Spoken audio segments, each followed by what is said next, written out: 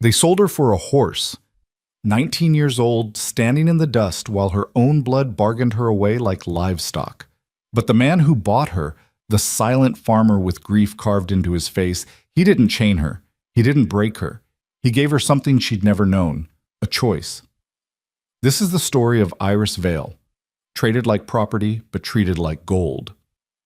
Stay until the end and comment what city you're watching from. I want to see how far this story travels. The sun was dying over Red Hollow, bleeding orange and crimson across a sky that promised nothing but more emptiness, more cruelty, more of the same suffocating existence Iris Vale had endured for 19 years. The kind of sunset that poets might call beautiful, but Iris had learned long ago that beauty was a luxury for people who weren't drowning. She stood in the yard outside her uncle's decrepit farmhouse, her bare feet caked with dirt, her thin cotton dress doing little to protect her from the evening chill that swept down from the mountains.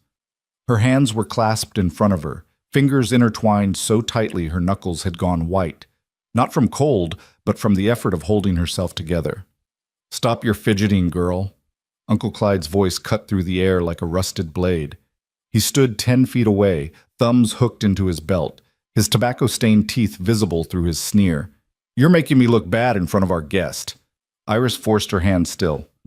She'd learned years ago that defiance only made things worse, that words were wasted on men like Clyde Marine. He'd taken her in when her parents died of fever, taken her in and taken everything else too. Her childhood, her dignity, any hope she'd once harbored that the world might be kind. The guest Uncle Clyde referred to stood near the fence line, one boot propped on the lowest rail, studying the horse tied there with an intensity that suggested he was seeing something Iris couldn't. Ian Thorne was his name. She'd heard it whispered in town once or twice, always followed by hushed comments about the tragedy that had hollowed him out. He was tall, maybe 6'2", with shoulders broad enough to carry burdens that would break lesser men. His hair was dark, touched with premature silver at the temples, and his face was weathered in the way of men who'd spent years squinting into sun and wind. But it was his eyes that caught her, gray as winter storms, and carrying the same turbulent sorrow. He hadn't looked at her once since arriving 30 minutes ago.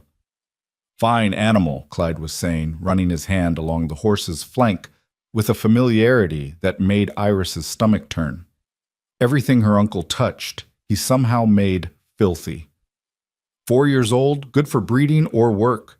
Strong legs, even temperament. You won't find better in 3 counties. Ian nodded slowly, his jaw working as if he were chewing on words he refused to spit out. When he finally spoke, his voice was low and rough, like gravel settling after a storm. "The horse is acceptable." "Acceptable?" Clyde laughed, the sound like breaking glass. "That's the best mare in Red Hollow, Thorne. Show some appreciation." "I said it's acceptable."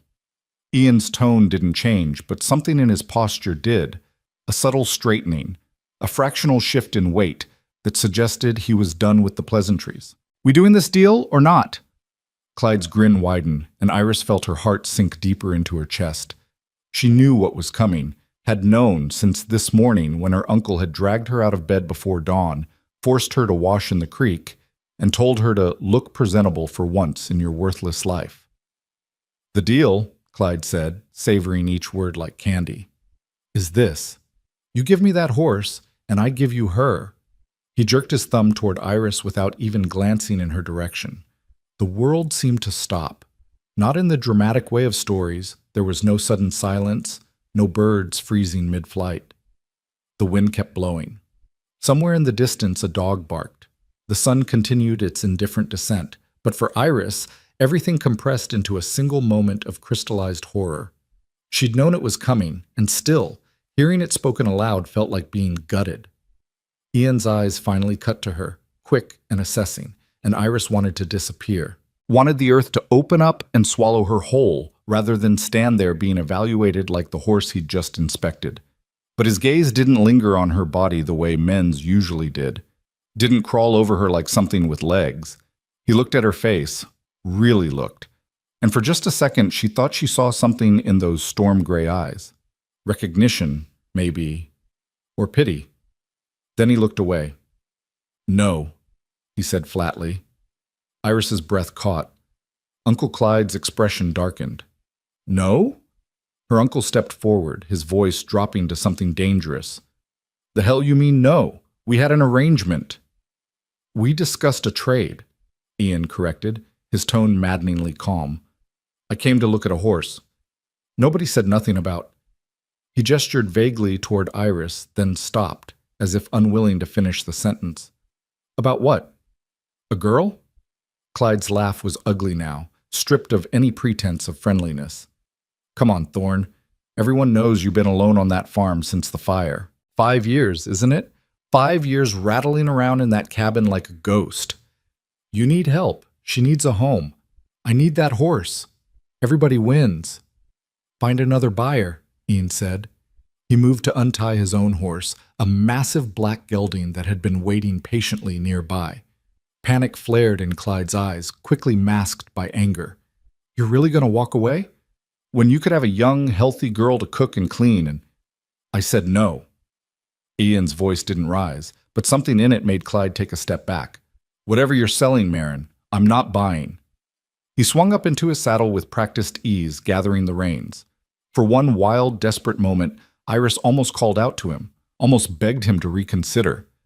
Because whatever he was, widower, recluse, broken man, he couldn't possibly be worse than her uncle, couldn't possibly hurt her more than staying here would, but shame kept her silent. The last shreds of her pride, threadbare and tattered as they were, refused to let her beg a stranger to purchase her like livestock. Ian turned his horse toward the road. Wait! The word came out cracked and hoarse. Iris barely recognized her own voice. Both men looked at her. Uncle Clyde's face was flushed with fury and something else, fear maybe, at the prospect of his plan unraveling. Ian's expression was unreadable, but he'd stopped. Please. Iris forced the word out past the constriction in her throat. Please, don't. She swallowed hard. He's going to kill me. The silence that followed was different than before, heavier, weighted with terrible truth. Shut your mouth, Clyde hissed, starting toward her. Ian's horse shifted, suddenly positioned between them. The movement looked accidental, but Iris didn't think it was. That true? Ian asked quietly, still looking at her. He hurt you? She's a liar and a drama queen, Clyde spat. Don't listen to her. She's been nothing but trouble since... I'm asking her. Those gray eyes never left Iris's face. Girl, is it true? 1,000 responses crowded Iris's throat. Yes, every day. In ways I don't have words for. In ways that have carved out everything I used to be and left nothing but fear and survival. But what came out was simpler. Yes. Ian was quiet for a long moment, his jaw working again like he was grinding up words too bitter to swallow. Finally, he looked at Clyde. The horse for the girl. That's the deal? Triumph flashed across her uncle's face. That's the deal. And after that, you don't come looking for her. Don't show up at my property. Don't send anyone else. She's done with you. We clear? Clear as crystal, Clyde said eagerly, already moving toward the mare. She's all yours, Thorne. And good riddance. Nothing but dead weight, that one. Ian dismounted, tied his gelding back to the fence, and walked toward Iris. She tensed instinctively, but he stopped a respectful distance away. Up close, she could see the lines around his eyes, the gray threading through the dark hair at his temples, the scar that bisected his left eyebrow. He looked tired. Not sleepy tired, but soul tired, like he'd been carrying something heavy for so long he'd forgotten what it felt like to stand up straight. You got anything you need from inside, he asked. Iris shook her head. Everything she owned could fit in a flour sack, and none of it was worth going back into that house for. All right then. Ian turned back to his horse, then paused. You know how to ride? No, sir. He nodded like he'd expected that answer. You'll ride with me then. That okay? The fact that he was asking, that he was treating her like someone whose opinion mattered, nearly broke her. Iris managed a nod. Ian mounted first, then reached down. His hand was calloused and scarred, the hand of a man who'd spent his life working. Iris took it. His grip was firm but careful as he pulled her up, settling her sideways in front of him. She'd never been this close to a man who wasn't hurting her, and her whole body was rigid with anticipation of pain that didn't come. Just hold on, he said quietly. "We got a ways to go." Behind them, Uncle Clyde was already leading the mare away, not even bothering to watch them leave. Iris didn't look back, didn't let herself feel anything yet. Not relief, not fear, not the strange hollowness of being traded like property, and somehow ending up grateful for it.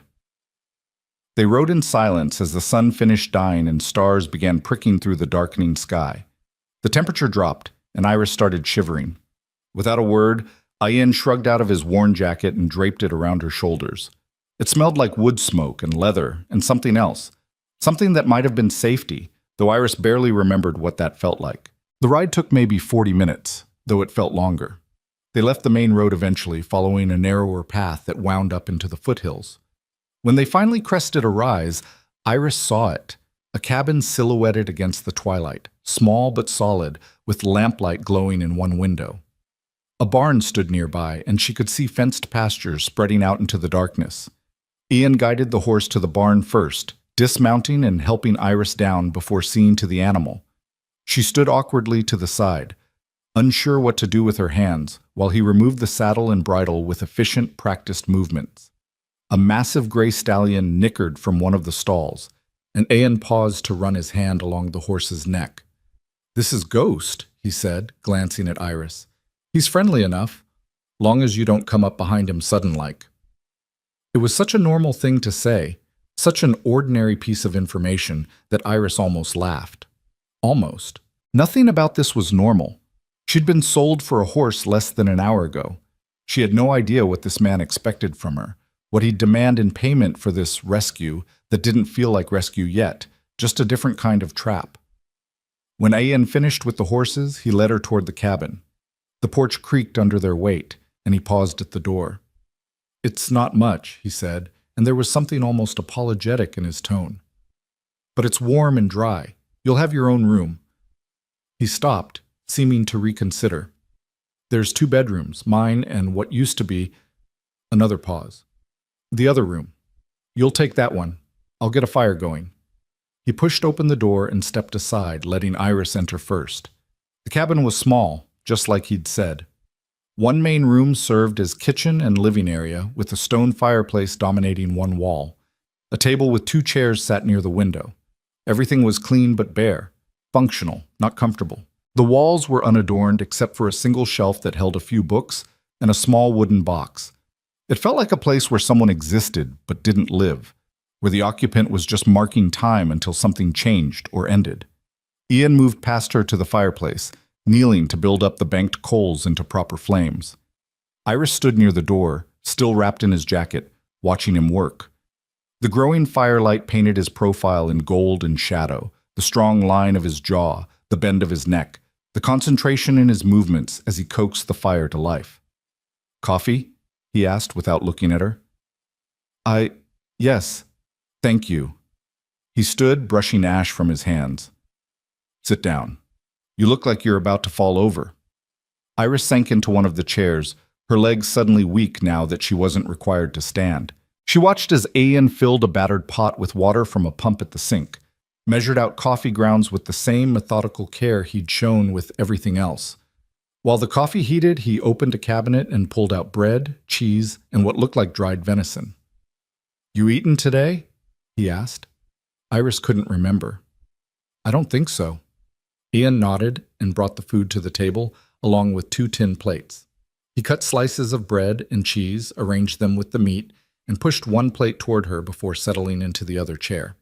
They ate in silence, Ian staring into the middle distance while Iris tried not to wolf down the food, despite her stomach's protests. When had she last had a full meal? Days ago? Longer? The coffee was ready soon, and Ian poured 2 cups. The liquid was dark and bitter, but it was hot, and Iris wrapped her cold fingers around the cup gratefully.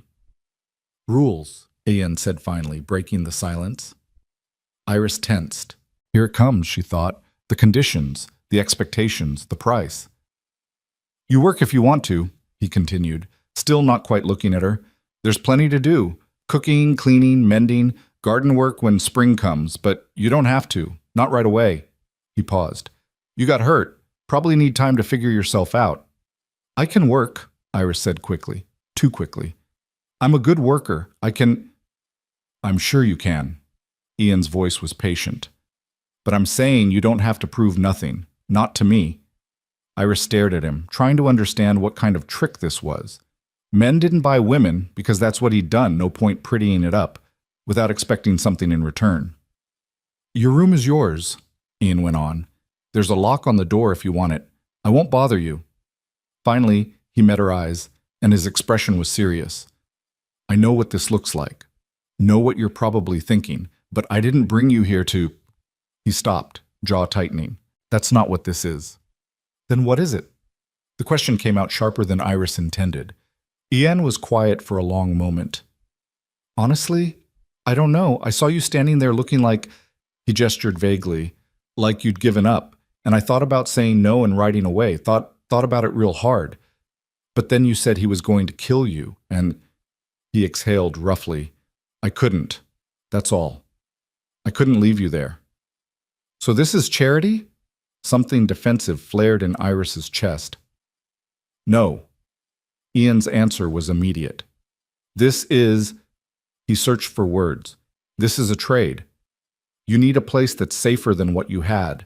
I need... He stopped again, and when he continued, his voice was softer. I need to not live in a tomb anymore. Maybe having someone else here will help with that. Maybe it won't. But either way, you're not charity. You're not property. You're just here. Iris didn't know what to say to that. Didn't know what to do with kindness that came without visible strings. So she stayed silent, drinking her coffee, while the fire crackled and the wind picked up outside. Eventually, Ian stood. Come on, I'll show you the room. He led her through a door on the far side of the main room, down a short hallway. There were 2 doors, one closed, one open. Ian gestured to the open one. That's yours. Iris stepped inside. The room was small and plain, a narrow bed with a quilt, a chest of drawers, a single window that looked out toward the dark shapes of mountains. But it was clean, and the bed looked soft, and there was a candle on the windowsill. There's extra blankets in the chest if you get cold, Ian said from the doorway. And like I said, the door locks, from the inside. He produced a key from his pocket and held it out. Iris took it, their fingers not quite touching. The metal was warm from his body heat.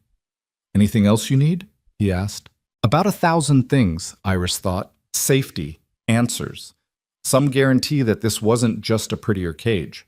But what she said was, no, this is fine. Thank you. Ian nodded. Try to get some sleep. We can figure out the rest tomorrow. He left, closing the door behind him. Iris stood frozen for a moment, listening to his footsteps retreat. Then the sound of him moving around the main room, banking the fire, washing the dishes, settling in for the night. Normal sounds, domestic sounds. Slowly she moved to the door and turned the key. The lock clicked into place with a soft snick that sounded like the loudest thing in the world.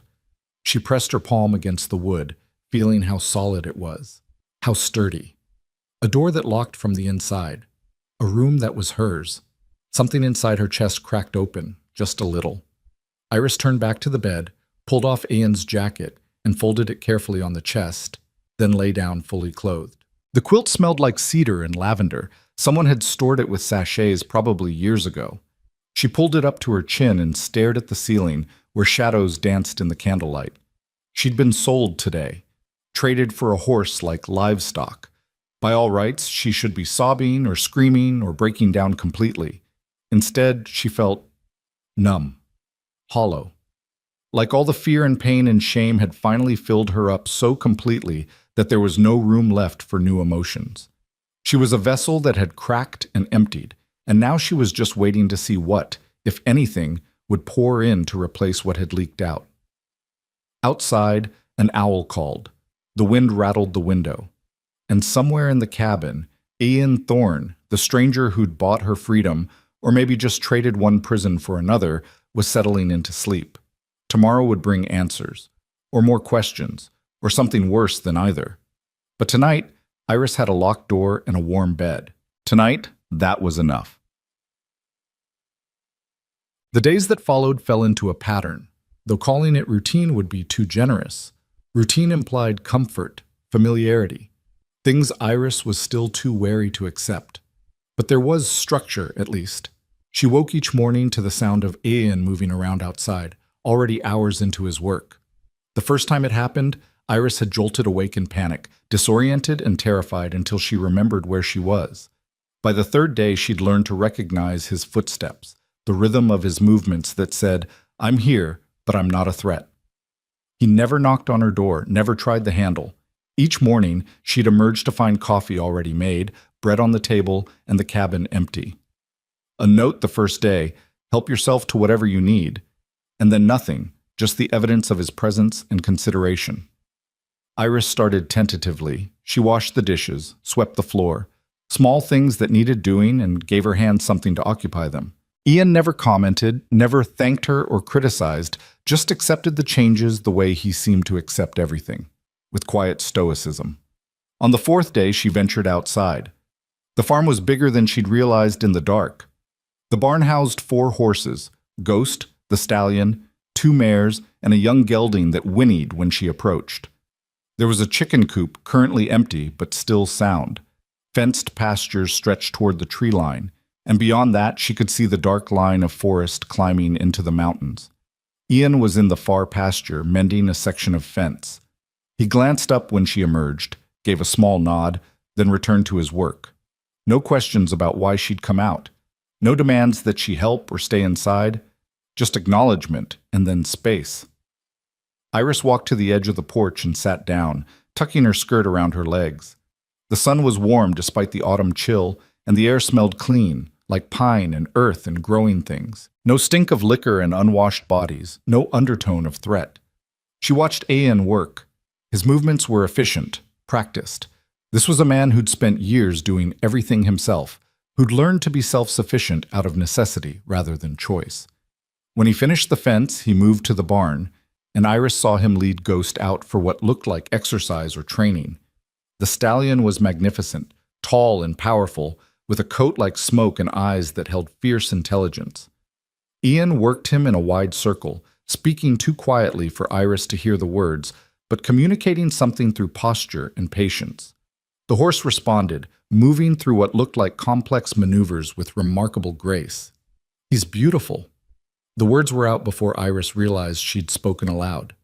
Ian paused, looking over at her with surprise, as if he'd forgotten she was there. "Yeah," he agreed. "He knows it too, proud as the devil." It was the most casual thing he'd said to her since that first night. Something about it made Iris brave. "Where'd you get him?" she asked. Ian ran a hand along Ghost's neck. "Bought him as a colt 7 years back. He stopped, and Iris saw his jaw tighten. "My wife wanted to breed horses, build it into something real. So I bought the best stock I could find." He was quiet for a moment. "Never got around to the breeding part." The mention of his wife hung in the air like smoke. Iris wanted to ask, wanted to understand what had happened, why this man lived alone in grief, but she swallowed the questions. She had no right to his story when she'd barely shared her own. Instead, she said, "Can I help?" Ian looked at her, really looked like he was measuring something. "You know anything about horses?" "No." Iris stood, brushing off her skirt. "But I can learn." Something flickered in his expression, not quite a smile, but close. "All right then. Come here." He spent the next hour teaching her basic things. How to approach a horse without spooking it. Where to stand. How to read their body language. The way to offer treats. Apple slices from the cold cellar. Flat-palmed so fingers didn't get mistaken for food. Ghost tolerated her with patient condescension, while the younger gelding, a bay Ian called Copper, seemed delighted by the attention. "He's just a baby still," Ian explained, watching Copper nuzzle Iris's shoulder. 3 years old. Still thinks everything is a game." Iris found herself smiling, actually smiling, as the horse lipped at her hair. "He's sweet." "He's a nuisance," Ian said, but there was affection in his voice. "But yeah, sweet too." They worked together companionably until early afternoon when Ian declared it time for a break. Back in the cabin, Iris made more coffee while Ian washed up at the pump. They ate cold leftover venison and bread, sitting at the table that was beginning to feel less like a barrier and more like a shared space. "Tomorrow I'm riding into town," Ian said abruptly. "Need supplies. You can come if you want, or stay here. Your choice." Iris hesitated. The thought of town, of people staring, whispering, knowing she'd been bought, made her stomach clench. But staying alone felt worse somehow, like admitting she was still scared. "I'll come," she heard herself say. Ian nodded. "We'll leave after dawn. It's a couple hours' ride." That night, Iris lay in her bed, because it was hers now, she was starting to accept that, and realized she hadn't thought about Uncle Clyde once all day, hadn't braced herself for violence, hadn't measured every movement for potential threat. One day of peace. It didn't erase 19 years of pain, but it was something. Town was a revelation and a nightmare. Red Hollow was small. Just a main street lined with worn buildings, a general store, a blacksmith, a church, and a saloon that looked like it had seen better decades. The place had the tired air of somewhere that had once had dreams but settled for survival. People stared when Ian and Iris rode in, both mounted on ghosts since Iris still couldn't ride well enough for her own horse. The stares weren't subtle. Eyes followed them from doorways and windows, conversations paused, then resumed in furious whispers. Iris felt each look like a physical touch and had to fight not to curl into herself. "Ignore them," Ian said quietly as he dismounted and helped her down. Small towns got nothing better to do than gossip, but even he looked uncomfortable with the attention as they walked to the general store. The bell above the door chimed their entrance, and the woman behind the counter looked up with a smile that froze when she saw them. "Ian," she said slowly, "didn't expect to see you." "Mrs. Garrett," Ian nodded politely, "need to stock up on some things." The woman's eyes cut to Iris, measuring her from head to toe with the kind of assessment that made Iris want to disappear. "I heard you'd taken in one of the Marin girls. Didn't believe it." "This is Iris," Ian said flatly, offering no other explanation. "Mm-hmm."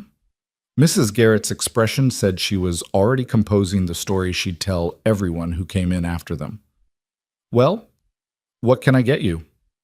Ian rattled off a list. Flour, sugar, coffee, salt, dried goods. Mrs. Garrett gathered items with efficient movements, all while sneaking glances at Iris like she was something curious and slightly dangerous. "You settling in all right, dear?" she asked with false sweetness. Before Iris could answer, Ian cut in. "She's fine." "This everything?" He gestured to the goods on the counter.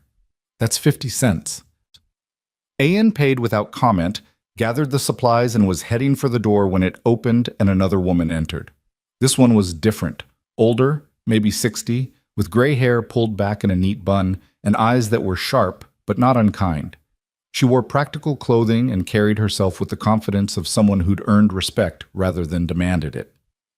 "Ian Thorne," she said warmly. "About time you showed your face." "Miss Doone." Ian's posture relaxed fractionally. "Good to see you." "Is it? You only come to town when you're desperate." Her gaze shifted to Iris, and unlike Mrs. Garrett's assessment, this felt more like genuine interest. "And you must be Iris." "I'm Mara Doone. I deliver babies, set bones, and generally keep folks around here from dying of their own stupidity." The healer. Iris had heard of her. Everyone in Red Hollow knew Mara Doone. "Nice to meet you," Iris managed. "Walk with me," Mara said, already moving toward the door. It wasn't really a request. Iris glanced at Ian, who shrugged slightly. "I'll load the supplies. Meet you out front." So Iris followed Mara into the street, feeling exposed under the continued stares of townspeople. "Don't mind them," Mara said cheerfully, hooking her arm through Iris's like they were old friends. "Half these people couldn't find excitement if it bit them, so they manufacture drama wherever they can. You living with Aeon has given them enough gossip for 6 months." "I'm not," Iris started, then stopped, unsure how to explain. "Not his lover?" Mara supplied bluntly. "I figured. That boy hasn't looked at a woman that way since Sarah died. You're safe with him, if that's what you're worried about." The directness was startling. "I didn't—" "Oh, honey, Mara squeezed her arm gently. I was there when your uncle tried to marry you off to that rancher from Cooper's Bend. Watched him parade you around like livestock. Heard the stories about how he treated you. Her voice softened. I'm glad you got out, however it happened. Iris felt tears prick her eyes and blinked them back fiercely. She would not cry in the middle of town. Listen to me, Mara continued, steering them toward a quieter side street. I don't know what arrangement you and Ian have, and it's none of my business. But I want you to know something. She stopped, turning to face Iris directly. You're not a debt, child. You're not property. You're not charity. You're a beginning, a chance at something better. Don't let anyone, not the gossips, not your past, not even your own guilt, take that from you. I don't know how to be anything else, Iris whispered. Then you learn. Mara's smile was fierce and warm. One day at a time.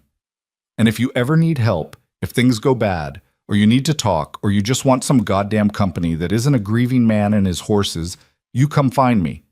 My house is the blue one on Maple Street. Doors always open. Iris nodded, not trusting her voice. Good girl. Mara patted her arm. Now, let's get you back before Ian thinks I've kidnapped you. That man worries more than he lets on. They returned to find Ian waiting with Ghost, supplies already loaded. He looked between them with mild suspicion. What'd she tell you, CHৰীষ্ট, he asked Iris. That you worry too much, Iris said before she could think better of it. Mara laughed, bright and genuine. Smart girl, you keep her, Ian. She's good for you. She swept off before either of them could respond, leaving Iris and Ian standing awkwardly in the street. She's not wrong, Ian said finally. I do worry. He offered his hand to help Iris mount. Ready to go home? Home. The word hit Iris strange, too big, too hopeful, but she took his hand and let him pull her up onto Ghost's broad back. Yeah, she said quietly. Let's go home. The ride back was quiet, but it was the comfortable kind of silence that had started to develop between them. Iris leaned against Ian's chest, feeling the steady rhythm of his breathing, the warmth of him against the autumn chill. She thought about Mara's words. You're a beginning. Maybe that was true. Maybe she could be more than the sum of her scars. Maybe this strange, unexpected refuge could become something real. Behind them, Red Hollow faded into the distance, all its whispers and stares left behind. Ahead, the mountains rose dark and solid against the sky, and somewhere up there, nestled in the foothills, was a small cabin with a locked door and a warm fire. Not a prison, not anymore. A home. They rode toward it together, two broken people learning how to be whole. The weeks that followed their trip to town settled into something Iris had never experienced before, a rhythm that felt almost like peace. She woke each morning to sunlight filtering through her window, dressed in clothes that Ian had quietly left folded outside her door, simple things, practical dresses and dark cotton that fit well enough, and emerged to find the cabin already warm, coffee already brewing. Some mornings she found him at the table, reading one of his few books with that intense focus he brought to everything. Other mornings he was already outside, and she had the space to herself. Time to breathe, to think, to remember what it felt like to exist without fear crawling up her spine. She started cooking, real cooking, not the hurried, joyless meals she'd thrown together under her uncle's roof while he shouted criticisms. Here, she could take her time. Could experiment with the limited supplies in Ian's pantry and the vegetables still clinging to life in the garden behind the cabin. She made stews that simmered for hours, bread that filled the cabin with yeast and warmth, apple pies from the gnarled tree near the barn that Ian said hadn't been tended in years. He never asked her to cook, never demanded or expected, but she saw the way his eyes softened when he came in from the cold to find supper waiting, the way he ate slowly like he was savoring not just the food, but the fact of it, the presence of another person, the small domestic miracle of not being alone.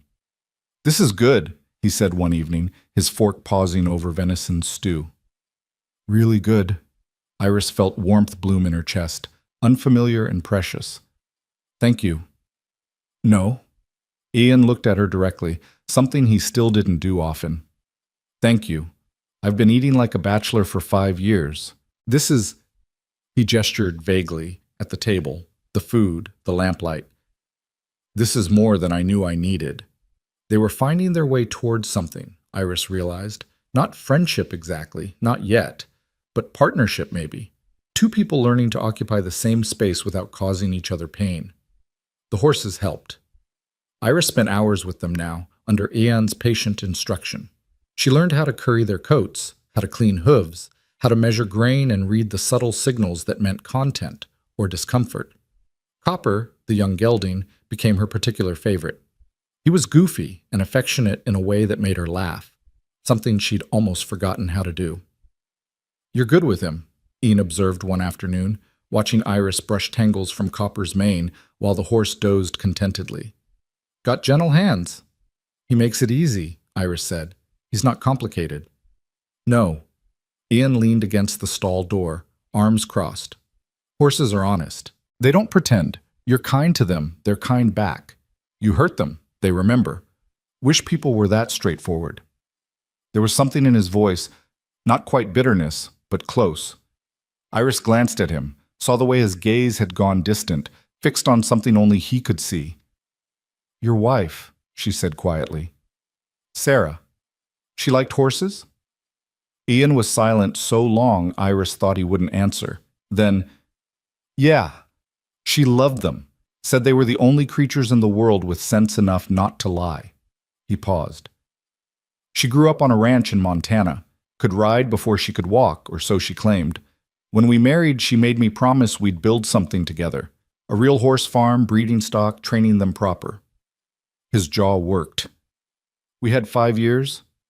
Got the land, built the barn, bought Ghost and the mares, then—" He stopped. The silence stretched thin and fragile. "The fire," Iris supplied softly. She'd heard whispers in town, fragments of tragedy. "The fire."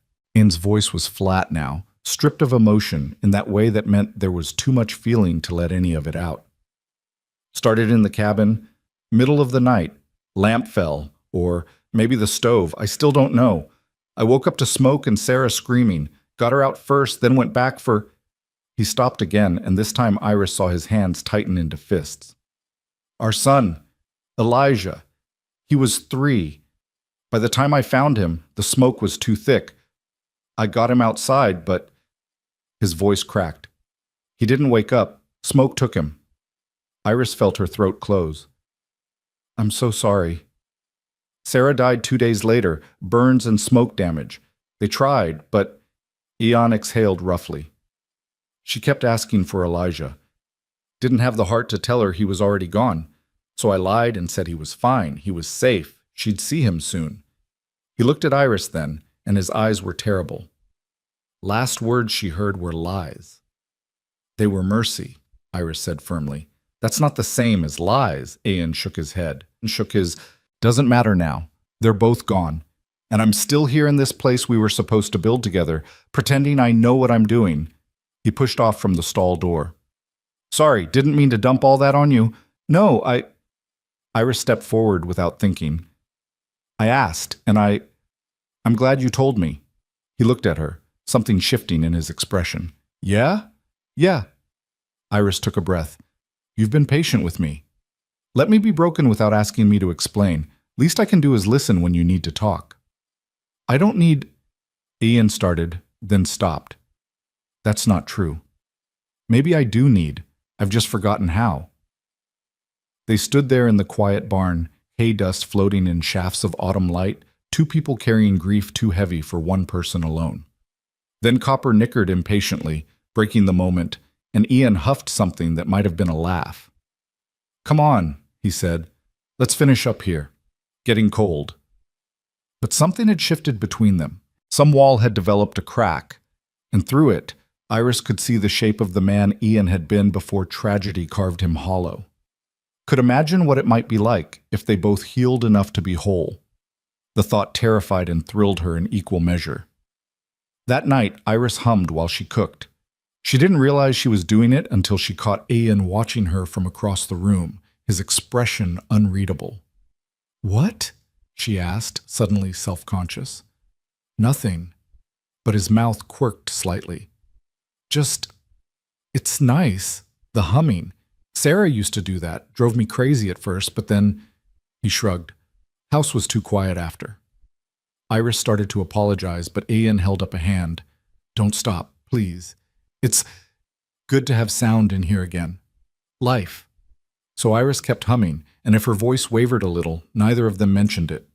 Winter was coming. Iris could feel it in the morning frost that silvered the grass, in the way the wind bit sharper each day, in how the horses grew thicker coats, and the chickens Ian had bought in town huddled together for warmth.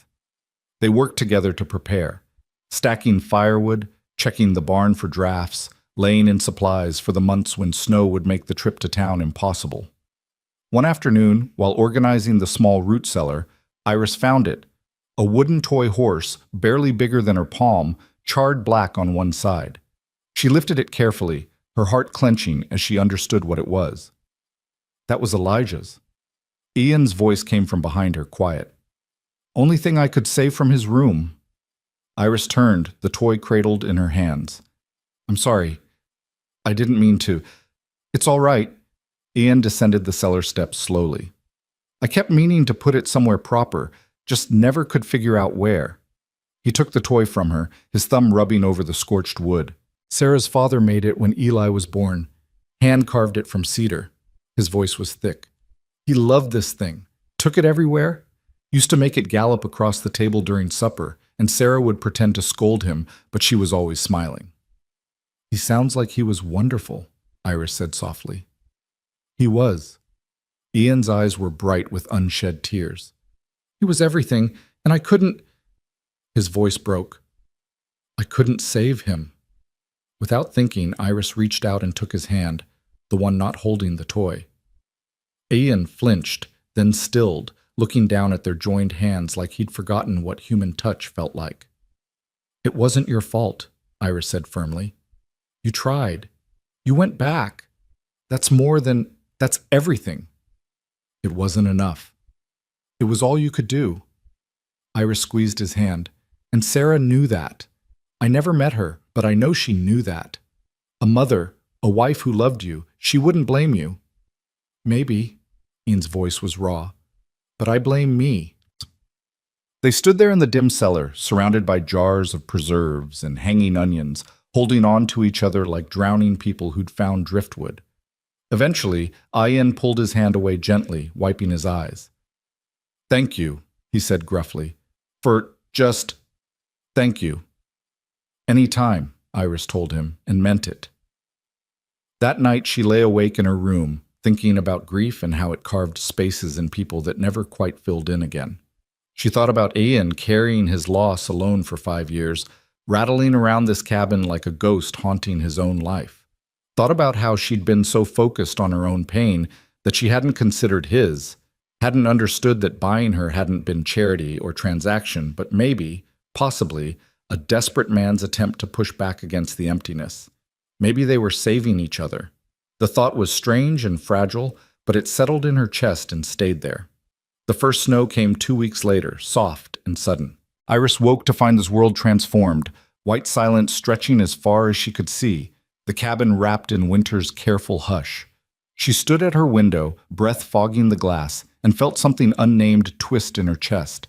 She'd seen snow before, of course, but she'd never been somewhere safe enough to just watch it fall without worrying about whether there'd be enough firewood, enough food, whether the cold would be the thing that finally ended her uncle's thin patience. Here, she could just watch, could appreciate the beauty without the fear. Pretty, isn't it? Iris turned to find Ian in her doorway, not inside, never inside, but standing respectfully in the hall with 2 cups of coffee. She'd left her door open when she'd gotten up, and apparently he'd taken that as invitation enough to approach. It's beautiful, she agreed, taking the offered cup. Thank you. We should check the barn, Ian said. Make sure everyone stayed warm. They bundled into coats and boots, then stepped out into the pristine morning. The snow came up to Iris's ankles, and the cold bit through her stockings, but she found herself laughing, actually laughing, at the sheer novelty of it. Clean snow, safe cold, winter that meant cozy evenings by the fire instead of huddling for warmth while her uncle drank himself mean. Ian glanced at her, and something in his face softened. You look different when you smile. Iris felt her cheeks heat. Different how? Younger. Lighter. He pushed open the barn door. Like maybe you remember what it's like to be happy. I'm learning, Iris said quietly. The horses were fine, warm and content in their stalls. Ghost huffed at them imperiously, offended by the snow on their coats, while Copper immediately tried to eat Ian's hat. They worked together in comfortable silence, feeding and watering, checking hooves and blankets. I've been thinking, Ian said as they finished up, about getting more chickens in spring, maybe some goats. If we're going to make this place work as a real farm, we need to diversify. We? Iris repeated, her heart skipping. Ian paused, seeming to realize what he'd said. I mean, if you're staying, you don't have to. You're free to leave any time. But if you wanted to stay, he cleared his throat. I could use the help. And the company. I want to stay, Iris said before she could second-guess herself. If that's all right? Relief flashed across Ian's face, quickly masked. Yeah, that's good. They walked back to the cabin through the falling snow, and Iris felt something settle inside her. A decision made. A future. Tentative and uncertain, but real. That evening, Mara Doone appeared at their door like a vision from a winter story, wrapped in fur and wool and carrying a basket that smelled like heaven. Before you ask, she announced, stomping snow from her boots, I came to check on you both and bring supplies. And no, the snow isn't too deep for me to manage. I've been delivering babies in worse weather than this for 40 years. Ian stepped aside, trying to hide his amusement. Come in, Miss Doone. Coffee? Please? And some of whatever you're cooking, Iris, because it smells divine. They settled around the table and Mara unpacked her basket. Bread, butter, honey, dried herbs, and a bottle of amber liquid that Ian eyed with suspicion. Medicinal, Mara said firmly. For the cold. It's whiskey, Ian observed. Medicinal whiskey. Mara grinned. Now pour me some of that coffee and tell me how you two are managing out here. What followed was the most normal evening Iris had experienced in longer than she could remember. Mara was warm and funny and relentlessly nosy in the way of people who cared too much not to pry. She asked about the horses and the farm, praised Iris's cooking until Iris blushed, and shared town gossip that made even Ian crack reluctant smiles. Mrs. Garrett is still talking about you two, Mara said, accepting a second helping of stew. Has half the town convinced you're living in sin? The other half thinks Ian's lost his mind. What do you think? Iris asked quietly. Mara looked between them, her sharp eyes assessing. I think two lonely people found each other at the right time. What you make of that is your business, not mine or anyone else's. She paused. But I'm glad you're here, Iris. Ian needs someone to remind him he's still alive. And you, well, you needed somewhere to remember you're worth more than how you were treated. The words hit Iris hard, and she felt tears prick her eyes. Ian, seeming to sense her distress, changed the subject. How are things in town? He asked. Anyone need help before the pass closes? Mara launched into stories of Red Hollow's various disasters and dramas, and the moment passed. But later, after she'd left and they were cleaning up, Ian said quietly, She's right, you know. About what? You being worth more. He set down the dish he was drying. Whatever your uncle told you, whatever he made you believe, it was lies. All of it. Iris stared at the soapy water, unable to look at him. How do you know? Because I see you. Ian's voice was low but firm. See how hard you work, how gentle you are with the animals, how you hum when you think no one's listening. See you trying to heal yourself while carrying all that weight. That's not worthless. That's... He paused. That's brave. I don't feel brave, Iris whispered. Brave people never do. Ian picked up another dish. They just keep going anyway. That night, Iris dreamed of snow and horses and a small cabin filled with lamplight and laughter. Dreamed of a future where the past didn't chase her, where peace was possible. When she woke, the dream lingered, soft and sweet as hope. The winter deepened. Days grew shorter, nights longer and colder. They settled into the kind of domesticity that Iris had only read about in books. Mornings spent tending animals, afternoons working on small projects around the farm, evenings by the fire with coffee and conversation.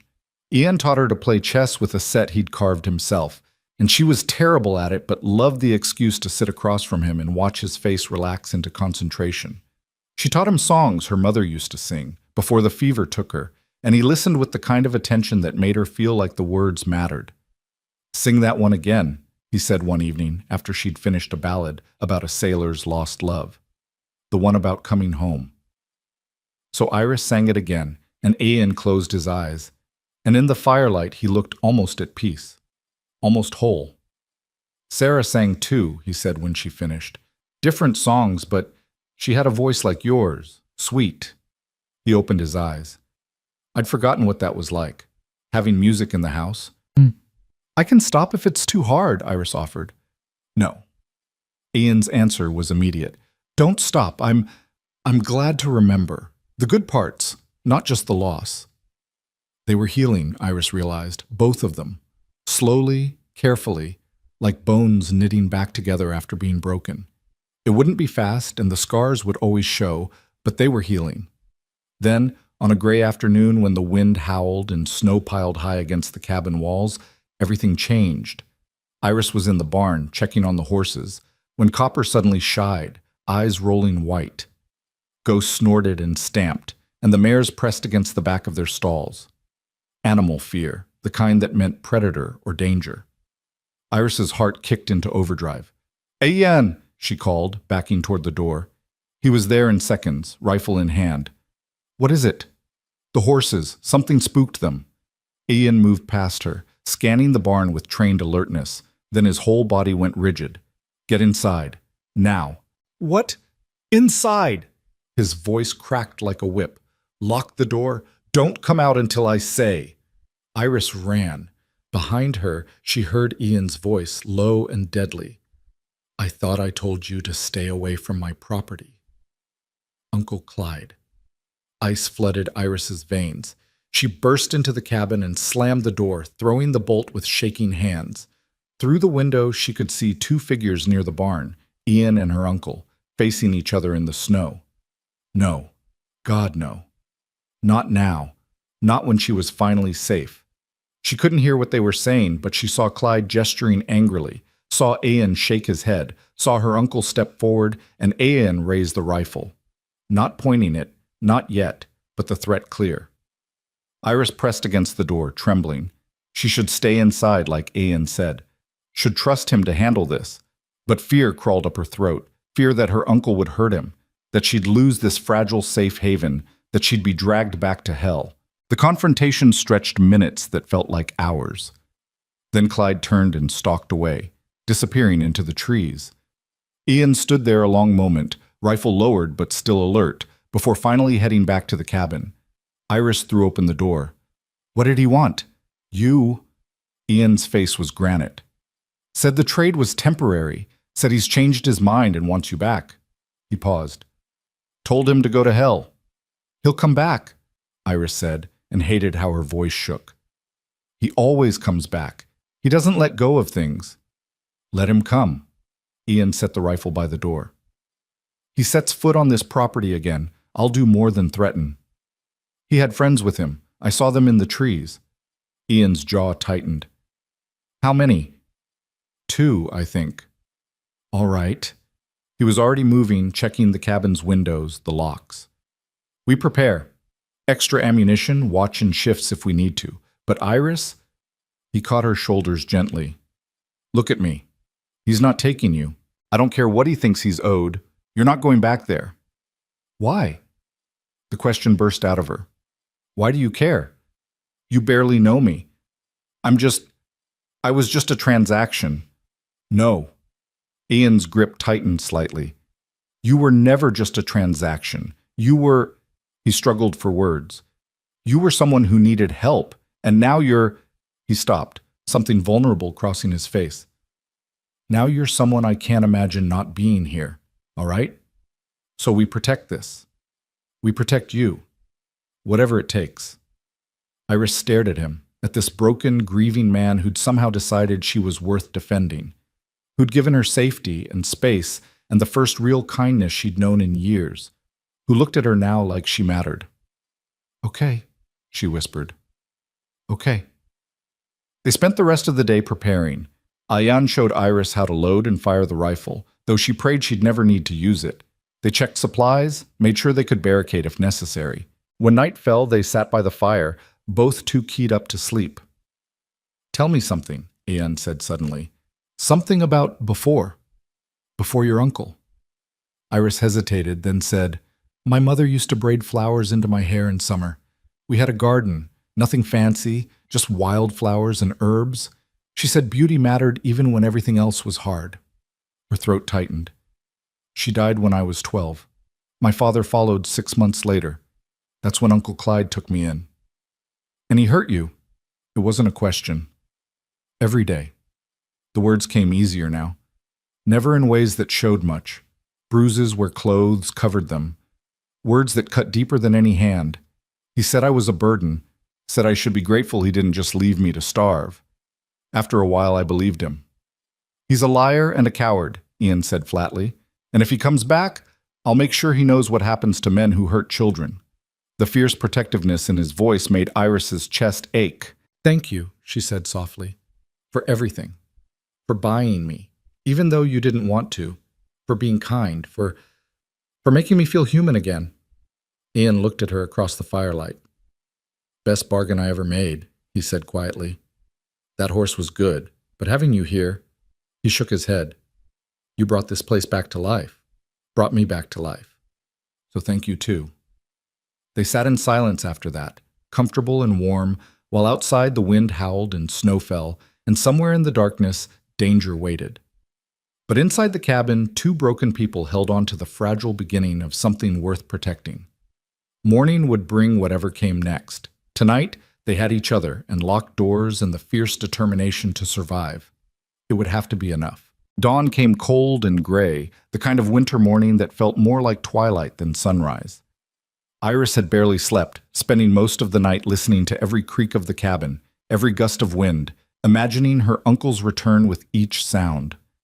When she finally emerged from her room, she found Ayan already awake, sitting at the table with his rifle across his lap and dark circles under his eyes that said he hadn't slept at all. "Coffee's ready," he said without looking up from the window he'd been watching. "Nothing moved out there all night. Maybe he gave up." "He won't give up." Iris poured herself a cup with hands that weren't quite steady. "He never does. When he wants something, She stopped, swallowing hard. "He doesn't stop until he gets it or until something makes him stop." Ian finally looked at her, and his expression was grim. "Then will be the thing that makes him stop." They went through the morning routine with tension humming beneath every movement. Feeding the horses, checking the perimeter, bringing in more firewood, everything normal on the surface while they both listened for sounds that didn't belong, watched for movement in the trees. The snow had stopped during the night, leaving the world crystalline and too quiet, the kind of silence that felt like held breath. It was mid-morning when Mara arrived again, her horse picking carefully through the drifts. Ian was outside immediately, rifle ready, relaxing only slightly when he recognized her. "Easy, boy," Mara called. "It's just me coming to check on my favorite hermit and his..." She paused, seeming to search for the right word. "His friend." "You shouldn't be out here," Ian said, but he helped her down from the saddle. "It's not safe." "That's exactly why I'm here." Mara's face was serious as she followed them inside, stamping snow from her boots. "Word got to town last night. Clyde Marin's been drinking at the saloon, talking loud about taking back what's his. Says he's got hired men coming, says he's going to teach you a lesson about interfering in family business." Iris felt ice slide down her spine. "How many men?" 3, maybe 4. Drifters mostly, the kind who'll do anything for whiskey and a few coins. Mara gripped Iris's shoulders. "You can't stay here, child. Neither of you. Come to town with me. Stay at my place until this blows over." "No?" Ian's voice was flat. "I'm not running from trash like Clyde Marin. This is my land, my home. He wants to come here, let him, but he's not taking her." "Ian, be reasonable. I am being reasonable." He moved to the window, scanning the tree line. "Out here, I know every rock and hollow, every approach. In town, we'd be exposed, vulnerable. Here, I can defend what's mine. She's not yours to defend, Mara said sharply. She's her own person. I know that. Ian's jaw tightened. But she's under my protection. I made that choice when I brought her here. I'm not backing down now. Iris found her voice. What if we went to the law? The sheriff, Sheriff Dawson, is 63 years old and scared of his own shadow, Mara interrupted. He won't go against Clyde, not when Clyde's got armed men with him. The law in Red Hollow is whatever men with guns say it is.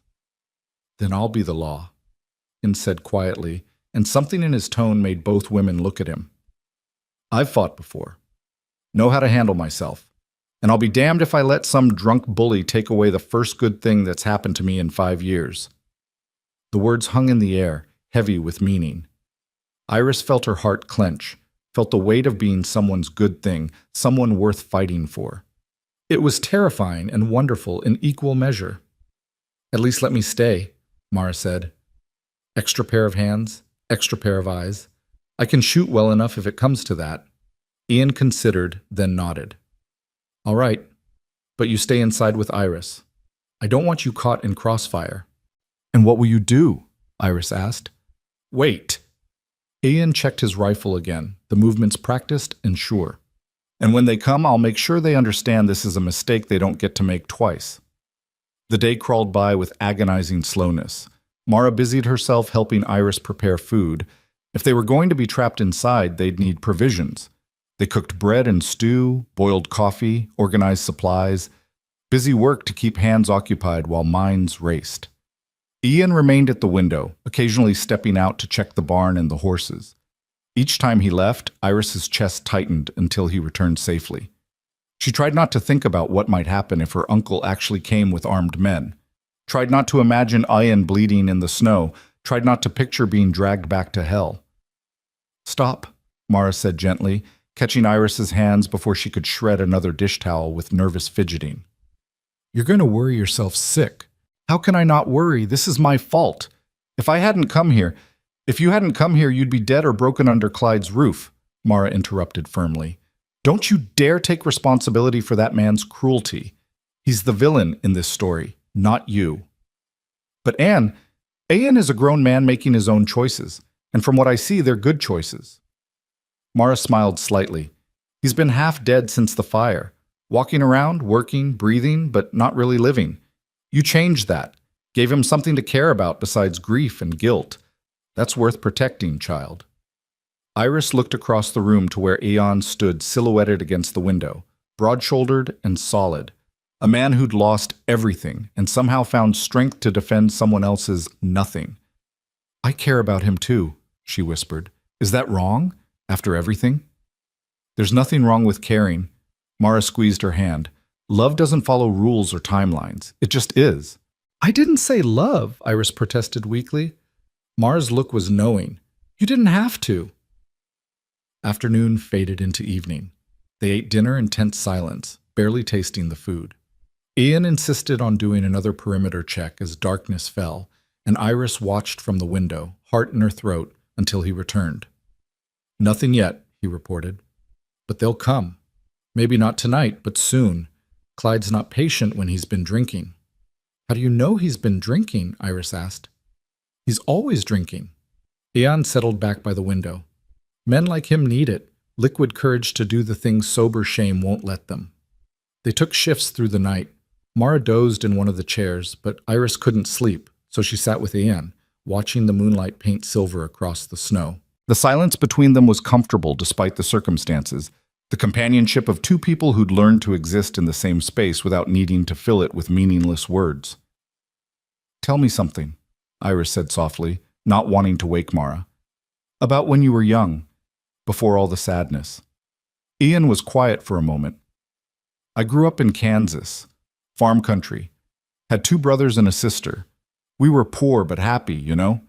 The kind of poor where you don't realize it because everyone has enough to eat and nobody's mean about it. He paused. My father taught me to shoot when I was 8, said a man should know how to protect what matters. What happened to them? Your family? Still in Kansas, far as I know. We fell out of touch after I married Sarah and moved west. They didn't approve, thought I was too young, thought she was too wild. Maybe they were right. His voice was wistful.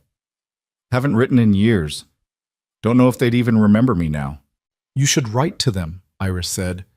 Family is, even when it's complicated, it's something. Your family hurt you. My uncle hurt me. My parents loved me. There's a difference. Iris pulled her shawl tighter. I'd give anything to have them back, even for a day, to tell them I turned out all right, that I survived. Ian looked at her, something soft in his expression. You did more than survive. You're thriving. Maybe not yet, but you will. How do you know? Because you're strong, stronger than you think. He hesitated, then added quietly, and you're not alone anymore. The words settled warm in Iris's chest, a promise and a truth. They sat together in the lamplight, two souls learning to be whole. The attack came at dawn on the third day. Iris woke to the sound of gunfire, sharp cracks that shattered the frozen morning. She bolted upright, heart hammering, and heard Ian shout, "Stay down!" Mara was already moving, pulling Iris away from the window. More shots, the sound of splintering wood. Through the window, Iris could see three figures approaching through the trees, rifles raised. Her uncle wasn't with them, coward that he was. He'd sent others to do his violence. Ian fired back from the doorway, and one of the men went down with a scream. The other two scattered, taking cover behind trees. For a moment, there was silence, except for the wounded man's moaning. "You boys made a mistake," Ian called out. "Turn around now, and you can still walk away." "Marin paid us good money," one of them yelled back. "Says you got something belongs to him." "Nothing here belongs to Clyde Marin." Another shot, this one hitting the doorframe inches from Ian's head. He returned fire, his face grim and focused. This was a different man from the gentle farmer who'd taught Iris to curry horses. This was someone who'd seen violence before, who knew how to survive it. "The barn!" Iris gasped, seeing smoke. "They're trying to burn the barn!" Ian swore viciously. "The horses—" "You can't go out there," Mara said, grabbing his arm. "That's what they want. Get you in the open." But the barn was catching now, flames licking up the dry wood. Inside, Iris could hear the horses screaming in terror, Ghost's distinctive whinny, Copper's panicked neighing. "I have to." Ian shook off Mara's grip. "I won't lose them too, not again." "Then I'm coming with you," Iris said, already moving toward the door. "No, those horses trust me. I can get them out faster." She met his eyes. "We do this together or not at all?" Ian stared at her for one long moment, then nodded sharply. "Stay low, move fast, get Ghost first. He'll trample anyone who gets in his way. Mara, cover us." Mara took the rifle with steady hands. "On three. 1, 2, 3. They burst from the cabin in a dead run. Gunfire erupted immediately, bullets kicking up snow around their feet. Iris's world narrowed to the barn ahead, to the sound of her own ragged breathing, to Ian's solid presence beside her. Something tugged at her sleeve. Too close, but she didn't stop.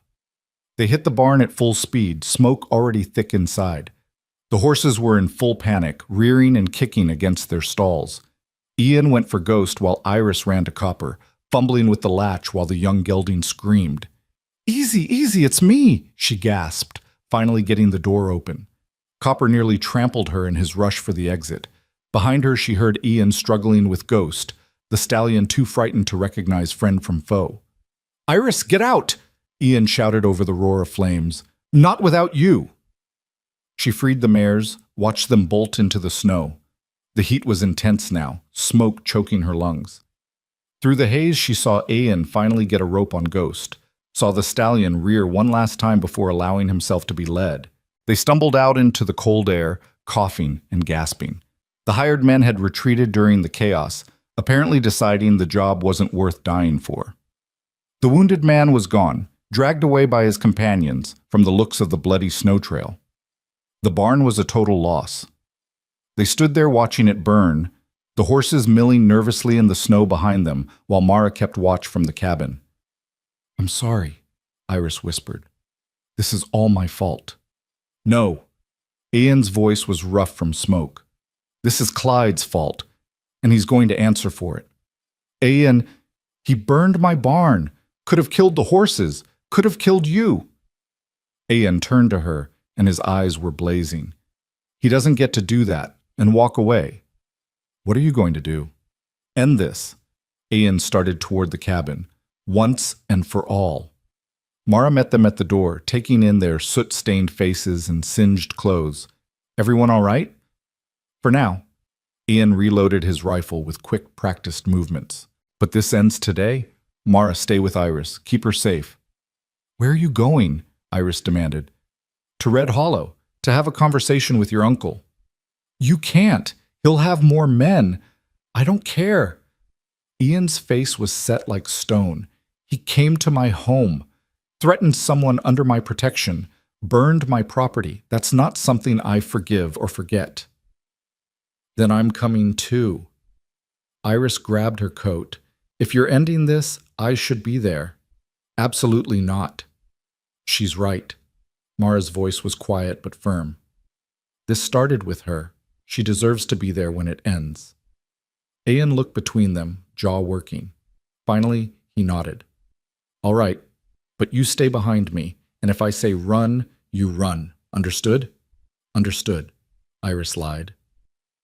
They left within the hour, the horses rounded up and secured in a makeshift corral. The ride to town was tense and silent, both of them scanning the trees for ambush.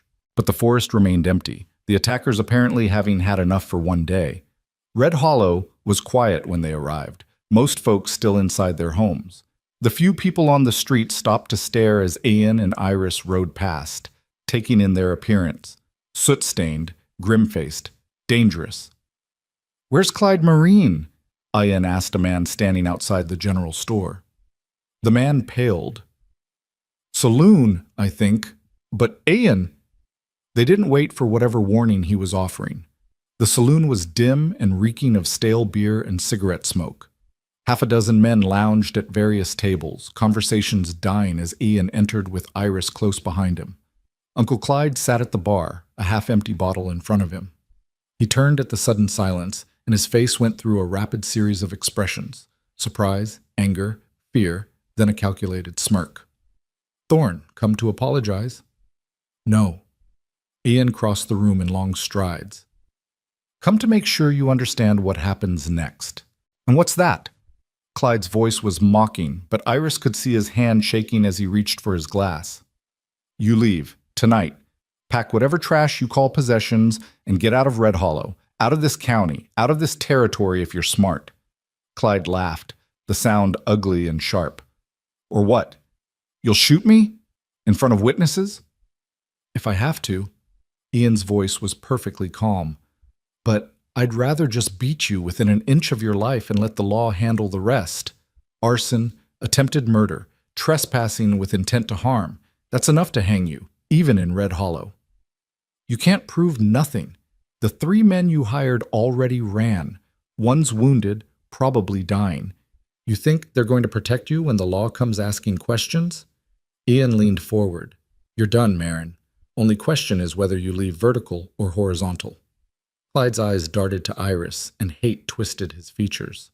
This is your fault, you little... Iris stepped forward before she could think better of it. No, this is yours. You hurt me for 7 years, made me think I was worthless, made me wish I was dead. Her voice shook but held. But I survived you. I got free. And now you're the one who's trapped, because everyone in this room knows what you are. A coward who beats children and hides behind hired guns. The silence that followed was absolute. Every man in the saloon was watching, and Iris could see judgment in their faces.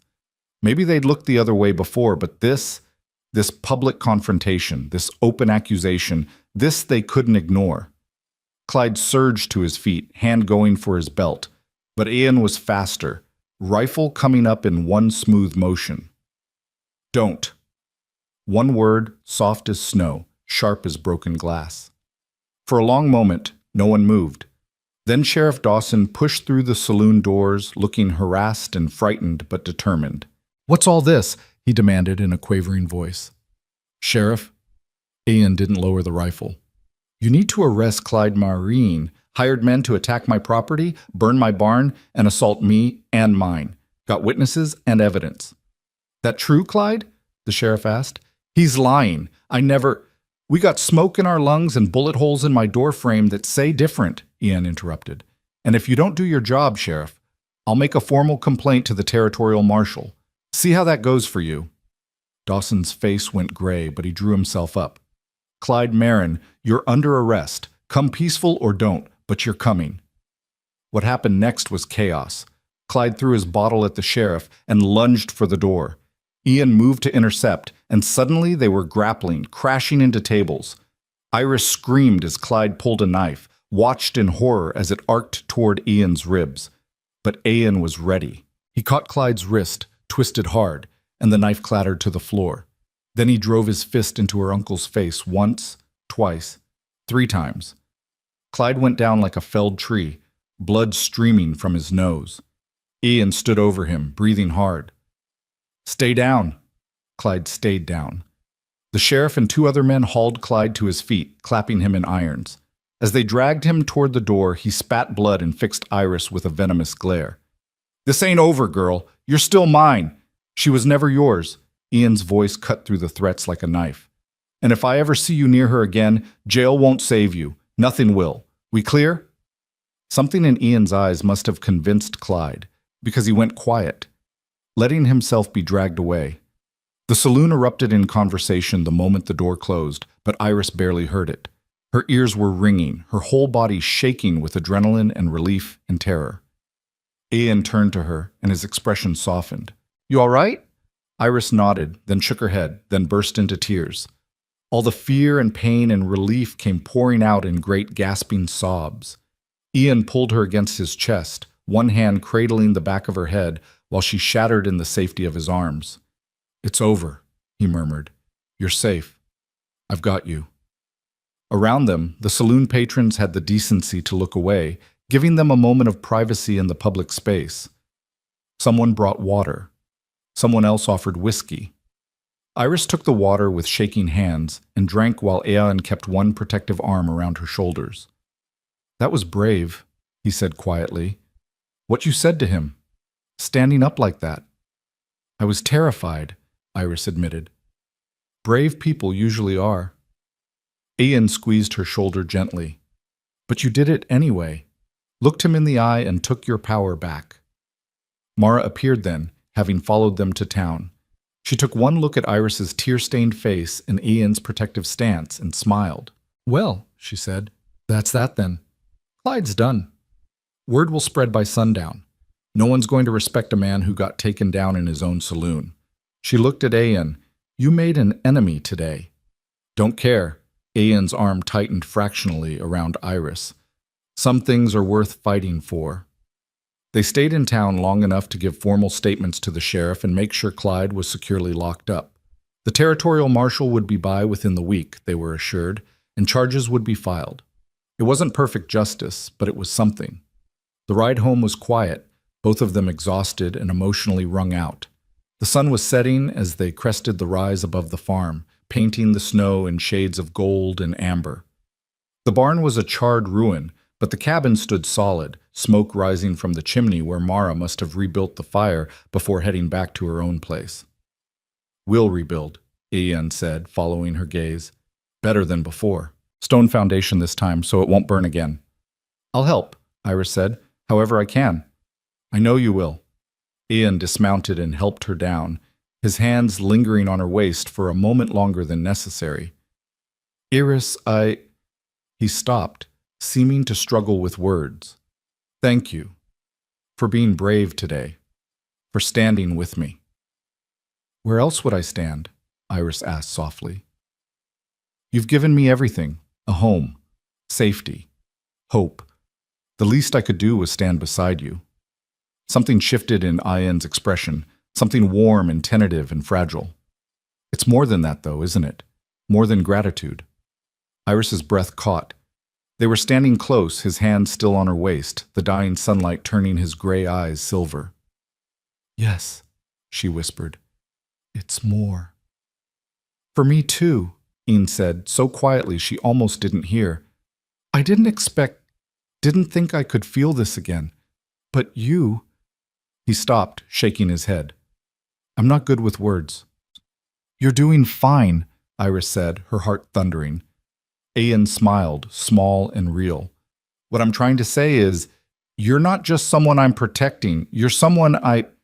He took a breath. Someone I care about.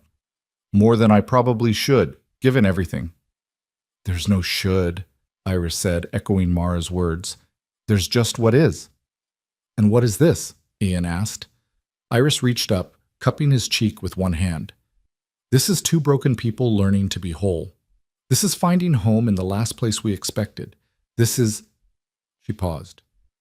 This is something worth keeping. Yeah, Ian agreed, his voice rough. It is. He leaned down slowly, giving her time to pull away if she wanted, but Iris didn't want to pull away. She wanted this, wanted him, with a fierceness that surprised her. Their lips met gentle and tentative, a question and an answer, a beginning. When they finally pulled apart, the stars were coming out, scattered like diamonds across the darkening sky. They stood there in the snow, foreheads touching, breathing the same air, while the horses waited patiently and the cabin beckoned with warmth and safety. Come on, Ian said softly, let's go home. And they did, together, while the world transformed around them and hope bloomed where despair had once lived. The battle wasn't over. Clyde might escape. Winter was long. Life was unpredictable and hard. But they'd face it together, these two survivors who'd found each other in darkness and chosen light. That was enough. More than enough.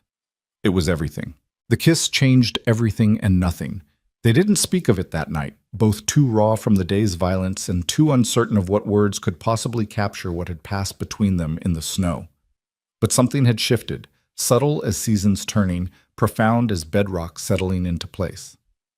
When Iris said goodnight and retreated to her room, Ian's eyes followed her with an expression she'd never seen before, tender and wondering, like he was looking at something precious he'd thought lost forever. Sleep came easier than expected, her body finally giving in to exhaustion, but her dreams were vivid and strange, cycling between her uncle's hateful face and Ian's gentle hands, between fire and safety, between the girl she'd been and whoever she was becoming. She woke several times to moonlight streaming through her window, each time taking a moment to remember where she was, to feel the solid reality of locked doors and clean sheets and the distant sound of Ian moving through the cabin like a guardian ghost. Morning brought weak winter sunlight and the smell of coffee. Iris dressed slowly, her fingers fumbling with buttons as nerves fluttered in her stomach. What did you say to someone after you'd kissed them, after you'd stood together against violence, after everything had changed? But when she emerged, Ian was at the stove making eggs, and he looked up with a smile so natural and easy that her anxiety melted. Morning, he said. Sleep all right? Better than I expected. Iris moved to help, falling into their established rhythm of morning tasks. You? Same. He didn't elaborate, but there was color in his cheeks that hadn't been there before, a lightness in his movements that spoke of something like hope. I was thinking, after breakfast we should check on the horses, make sure they settled after yesterday's excitement. Then maybe start planning the new barn. Already? Iris asked, surprised. No point dwelling on what's gone. Ian plated the eggs and brought them to the table. Fire took the barn, but the horses are safe. That's what matters. We rebuild, we move forward. That's how you survive. There was wisdom in that, hard-earned wisdom that came from losing everything and somehow continuing anyway. Iris nodded, settling into her chair. They ate in comfortable silence, passing salt and bread between them with the ease of people who'd learned each other's patterns. When Ian's hand brushed hers, reaching for the coffee pot, he didn't pull away quickly, just let the touch linger, warm and deliberate, before pouring her cup with careful attention. Iris, he said suddenly, setting down the pot. About yesterday. About what I said, what we... He stopped, jaw working. I don't want you to feel obligated. You've been through hell. I know emotions run high during danger, and I don't want to take advantage of... You're not, Iris interrupted firmly. Taking advantage. I kissed you back, remember? That wasn't fear or obligation. That was... She searched for words. That was me wanting to, choosing to. Ian's shoulders relaxed fractionally. Yeah? Yeah. Iris reached across the table, taking his hand properly this time. I know it's complicated. I know there's Sarah and what you lost, and there's my uncle and all that ugliness. But what I feel, what's between us, that's separate from all that. That's just us. Us, Ian repeated like he was testing the word. Then his grip tightened on her hand. I like the sound of that. They finished breakfast, still holding hands across the table. And if Iris's heart was beating too fast and Ian's smile was wider than she'd ever seen it, neither of them mentioned it. Some things were too new, too fragile to examine too closely. The horses had weathered the chaos better than expected. Ghost was imperious as always, demanding attention and treats with the entitled air of equine royalty. The mares were skittish but calming, and Copper greeted Iris with such enthusiastic affection that she laughed, the sound startling a flock of birds from the nearby trees. He missed you, Ian observed, watching the gelding nuzzle Iris's hair and pockets in search of apples. I was gone less than a day. Doesn't matter, you're his favorite. There was no jealousy in Ian's tone, just warm amusement. Can't blame him. You got a gentle way about you. Animals sense that. They spent the morning tending the horses and surveying the barn damage. The structure was a total loss, but Ian walked the perimeter with a thoughtful expression, occasionally crouching to examine foundation stones or test timbers. We'll need help, he said finally. Can't rebuild alone, not before winter really sets in, but come spring, we can do it proper.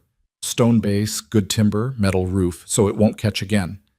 He looked at Iris. If you're still here in spring. Where else would I be? Iris asked, surprised. Ian shrugged, suddenly awkward. I don't know, maybe you'll want to leave eventually, find something better than a half-rebuilt farm and a broken-down farmer. You're not broken down, Iris said hotly. And there's nothing better than this. She gestured at the farm, the mountains, him. Then home. The word hung between them, weighted with meaning. Ian's expression softened into something that made Iris's chest ache. Home, he repeated quietly. Yeah, that's what this is, isn't it? They were standing close again, the remains of the barn at their backs and the winter sun painting gold across the snow. Ian reached out slowly, tucking a strand of hair behind Iris's ear with calloused fingers that trembled slightly. I'm going to kiss you again, he said. Not quite a question, but not quite a statement either. If that's all right. It's all right, Iris whispered. This kiss was different from the first, longer, deeper, full of promises neither of them had words for yet. When they finally pulled apart, both breathing hard, Ian rested his forehead against hers. Been a long time since I felt this, he admitted. Scared the hell out of me at first. Felt like betraying Sarah somehow, but he paused. She wouldn't want me alone forever. Wouldn't want me just existing instead of living. And you, his voice roughened, you make me feel alive again. You saved my life, Iris said simply. In every way that matters. The least I can do is help you remember yours is worth living. They stood there wrapped in each other while the horses grazed nearby, and the mountains watched with ancient indifference. Eventually, the cold drove them inside, where they spent the afternoon in quiet domesticity. Iris mending clothes while Ian repaired a broken chair, both of them stealing glances when they thought the other wasn't looking. That evening, Mara arrived again with her usual lack of ceremony, bursting through the door with a basket and a knowing smile. Well, well, she said, looking between them with sharp eyes that missed nothing. Something's different here. Nothing's different, Ian said too quickly. Please. I've been midwifing and matchmaking for 40 years. I know what new love looks like. Mara set her basket on the table and fixed them both with a stern look. So, we doing this proper, or are you two going to dance around it forever? Mara, Iris started, feeling heat flood her face. Don't Mara me, child. You're living under the same roof, clearly have feelings for each other, and this is a small town with big opinions. If you're serious about this, about each other, then we need to do it right, for your sake and for his. What are you suggesting? Ian asked carefully. Marriage. Mara said it flat out. No ceremony. I know. It's fast, it's complicated. There's history and hurt and all kinds of reasons to wait. But waiting just gives folks time to gossip and judge. You marry her proper, Ian, and no one can say a word about her living here. She becomes your wife, your partner, your equal, not your property or your charity case or whatever ugliness folks want to whisper. The word marriage hit Iris like a physical blow. Marriage meant forever, meant commitment, meant trusting that this fragile new thing between them could survive. It was terrifying and tempting in equal measure. I can't ask her that, Ian said, looking stricken. It's too much, too fast. She deserves— What do I deserve? Iris interrupted quietly. Tell me, Ian, what is it you think I deserve? He met her eyes. Better than this. Better than a hasty marriage to a widower twice your age who's still grieving his first wife. You deserve romance and courtship, and time to figure out what you want without pressure. I'm 19 years old, Iris said, her voice steady. I spent the last 7 years being told I was worthless, that I deserve nothing but pain. You think I don't know what I want? You think I can't recognize the difference between being used and being valued? She stood, moving to stand in front of him. I want this. Want you. Want a life where I'm someone's choice, not someone's burden.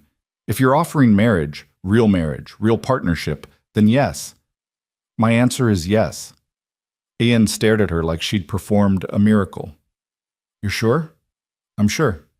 It won't be easy. I've got ghosts, Iris. Wounds that might never heal proper. There'll be days I'm difficult. Days I'm lost in the past. And this farm, it's hard work, hard living. Nothing fancy or soft about it. I don't want fancy or soft. Iris took his hands. I want real. I want honest. I want someone who sees me as I am and doesn't flinch. That's you. That's this. She paused. Unless, do you not want this? Want me? God, yes. Ian pulled her close, fierce and sudden.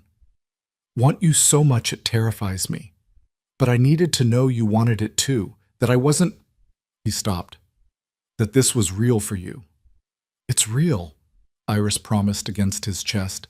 It's the most real thing I've ever felt. Mara cleared her throat loudly.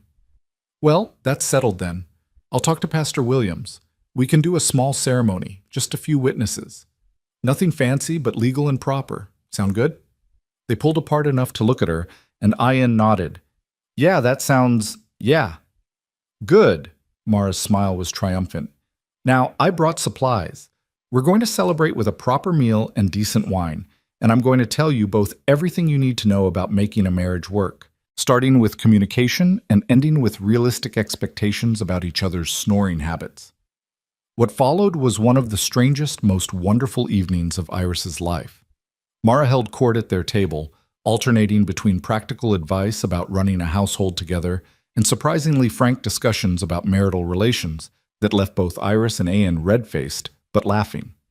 The older woman treated their impending marriage as both sacred and pragmatic, acknowledging the unusual circumstances while insisting that love was love regardless of how it started. Sarah would approve, Mara said at one point, grown serious. I knew her, Ian, knew how she loved you. She'd want you happy, want you living instead of just surviving. This girl here, she gestured at Iris. She's good for you, good to you. That's what matters. Thank you, Ian said quietly, for saying that, for everything. Don't thank me yet. Wait until you're 5 years married and sick of each other's faces. But Mara's eyes were kind. Though somehow, I don't think that'll be a problem for you two. She left as darkness fell, making them promise to come to town the following week for the ceremony. After she'd gone, Iris and Ian cleaned up in silence, the weight of their decision settling over them like new snow, quiet, clean, transforming. Having second thoughts? Ian asked as they worked. No. Iris dried the last plate. You? No. He hung up the dish towel with careful precision. Just thinking about what comes next, what it means. What does it mean? Iris asked. To you? Ian was quiet for a long moment. It means I'm choosing to live again, choosing hope over grief, choosing you over staying safe in sorrow. He looked at her. That's terrifying. But it's also right. It feels right. To me too, Iris agreed. They stood there in the lamplight kitchen, Two people on the edge of something enormous and irrevocable. Then Ian held out his hand. "Walk with me?" he asked. "Just for a minute. Want to show you something." Iris took his hand, letting him lead her outside. The night was cold and crystalline, stars scattered thick as spilled salt across black sky. Ian walked them away from the cabin to a small rise that overlooked the farm and the valley beyond. "This is where Sarah and I stood when we first bought the land," he said quietly. "We looked out at all this emptiness and saw possibility, saw our future, the farm we'd build, the life we'd make, the family we'd raise." His voice caught. "Thought we'd grow old here together, watch our children have children, leave something lasting." "I'm sorry you lost that," Iris said. "Sorry it ended before it should have." "Me too." Ian squeezed her hand. "But standing here with you, I'm starting to see possibility again. Different than before, but still, possibility. A new future maybe, if we're brave enough." "We're brave enough," Iris said firmly. "We've already survived the hard part. What's a little thing like building a life together compared to what we've already lived through?" Ian laughed, surprised and genuine. "When you put it that way." He pulled her close, wrapping his arms around her from behind, so they both faced the valley. "Thank you for taking a chance on a broken-down farmer with more grief than sense. Thank you for taking a chance on a scared girl who'd forgotten she was worth saving," Iris replied, leaning back against him. They stood there wrapped together while frost formed patterns on the grass and the stars wheeled overhead, and the future waited, patient and possible, and theirs for the making. The week before the wedding passed in a blur of preparation and nervous excitement. Iris found herself alternating between giddy anticipation and sheer terror. What if she was a terrible wife? What if Ian regretted his choice? What if this whole thing fell apart and she ended up alone again? Only this time it would hurt worse because she'd known what it was like to be wanted? Ian seemed to sense her spiraling thoughts. He'd find excuses to touch her, a hand on her shoulder as he passed, fingers brushing hers when they both reached for something, casual affection that grounded her in reality. At night, they'd started spending evenings together on the porch despite the cold, wrapped in blankets and talking about everything and nothing until Iris's fears quieted enough for sleep. "Tell me something you want," Ian said one evening. "From this marriage, from life. Something just for you." Iris thought about it. "I want to learn to read properly," she admitted. "I know some, but my uncle never saw the point in teaching me more. I want to read your books, read anything I want without struggling." "Then I'll teach you." Ian's voice was firm. "Every evening if you want. We'll go through every book in the cabin until your reading circles around me." "What do you want?" Iris asked. "This." Ian gestured at the space between them. "Peace, companionship, someone to build something with." He paused. "And maybe, this is foolish, but maybe children someday, if you wanted. I know it's asking a lot after what you've been through, and if you never want that, it's all right, but I want that," Iris interrupted softly. "Someday, when we're ready, I want to give you back what you lost. Not the same, never the same, but new life, new hope." Ian's hand found hers in the darkness. "We've got time. No rush. Just knowing you'd want that eventually, that's enough." The day before the wedding, they rode to town together to finalize arrangements. Pastor Williams was kind, but clearly scandalized by the short courtship, though he agreed to perform the ceremony. Mara had organized everything with her characteristic efficiency. A simple ceremony in the church, a small gathering afterward at her home. Nothing fancy but proper and legal. "You need a dress," Mara announced, steering Iris toward the general store. "Can't get married in everyday clothes." "I don't need anything special," Iris protested. "Just something clean. Nonsense. Every bride deserves to feel beautiful on her wedding day, even practical ones." Mara's tone brooked no argument. The shopkeeper, Mrs. Garrett, was coolly professional as she brought out several dresses. Iris tried on 3 before finding one that fit. Simple cream-colored cotton with lace at the collar and cuffs. Nothing elaborate, but clean and pretty.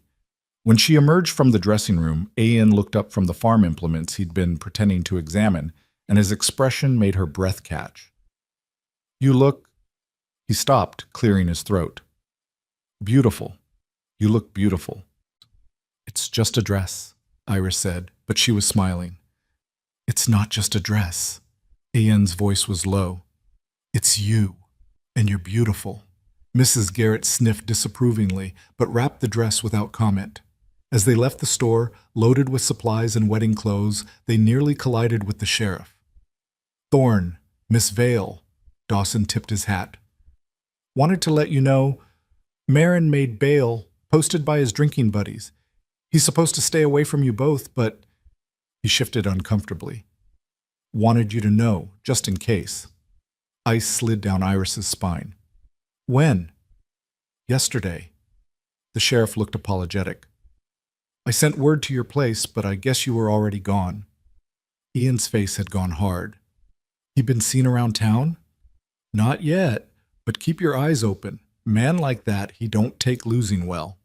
They rode home in tense silence, both scanning the tree line for threats.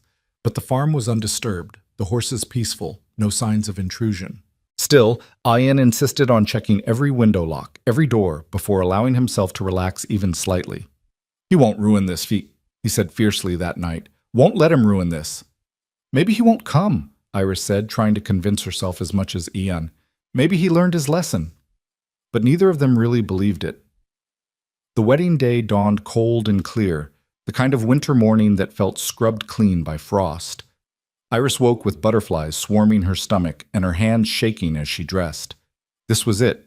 Today she became someone's wife, Ian's wife. Today she chose her future instead of having it chosen for her. Mara arrived early to help with hair and makeup, chattering cheerfully to cover Iris's nerves. You're allowed to be scared, child. Getting married is terrifying even in the best circumstances. But look at me. She cupped Iris's face gently. You're doing the right thing. I feel it in my bones. What if I'm a terrible wife? Iris whispered. Then you'll learn to be better. That's what marriage is, learning and growing together, messing up and forgiving and trying again. Mara smiled. You'll be fine. Better than fine. The ceremony was small and simple, just as Mara had promised. A handful of townspeople attended, some out of genuine goodwill, others clearly driven by curiosity. Iris barely noticed them. Her entire focus was on Ian, standing at the altar in his best clothes with his hair combed back and his eyes locked on hers like she was the only person in the world. Pastor Williams read from Scripture, talked about love and commitment and the sanctity of marriage. Iris heard maybe half of it, too focused on Ian's hands holding hers, on the promise in his eyes, on the enormous leap of faith they were both taking. Do you, Ian Thorne, take this woman to be your lawfully wedded wife? I do. No hesitation, no doubt. And do you, Iris Vale, take this man to be your lawfully wedded husband? I do. Her voice was stronger than she expected. Then by the power vested in me, I pronounce you husband and wife. You may kiss your bride. Ian leaned down, and his kiss was gentle and reverent and full of promises. Around them, people applauded politely. But Iris was only aware of him, of solid, certain, wonderful him, and the knowledge that she was safe now. Protected. Chosen. Wanted. They were married. The gathering at Mara's afterward was warm and surprisingly joyful. Someone had brought a fiddle, and there was dancing and food and laughter. Iris found herself passed from partner to partner, dancing until she was breathless and dizzy. But she kept finding her way back to Ian, drawn like a compass to north. Happy? He asked during a quiet moment, both of them catching their breath on the edge of the celebration. Terrified, Iris admitted. But yes, happy too. Me too. Ian kissed her forehead. Ready to go home, Mrs. Thorne?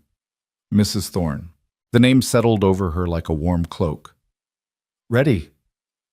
They rode home through the afternoon light, and if Iris pressed closer against Ian's back than strictly necessary, neither of them mentioned it. The farm looked peaceful as they crested the rise. Their farm now, their home, their future spread out before them in snow and possibilities. That night, after awkward and tender and ultimately beautiful discovery of each other, after nervous laughter and whispered confessions and the profound intimacy of choosing vulnerability, Iris lay wrapped in Ian's arms and thought about how far she'd come. From worthless burden to cherished wife. From property to partner. From surviving to living. "I love you," she whispered into the darkness, the first time she'd said it aloud. Ian's arms tightened around her. "I love you too. God help me, I do."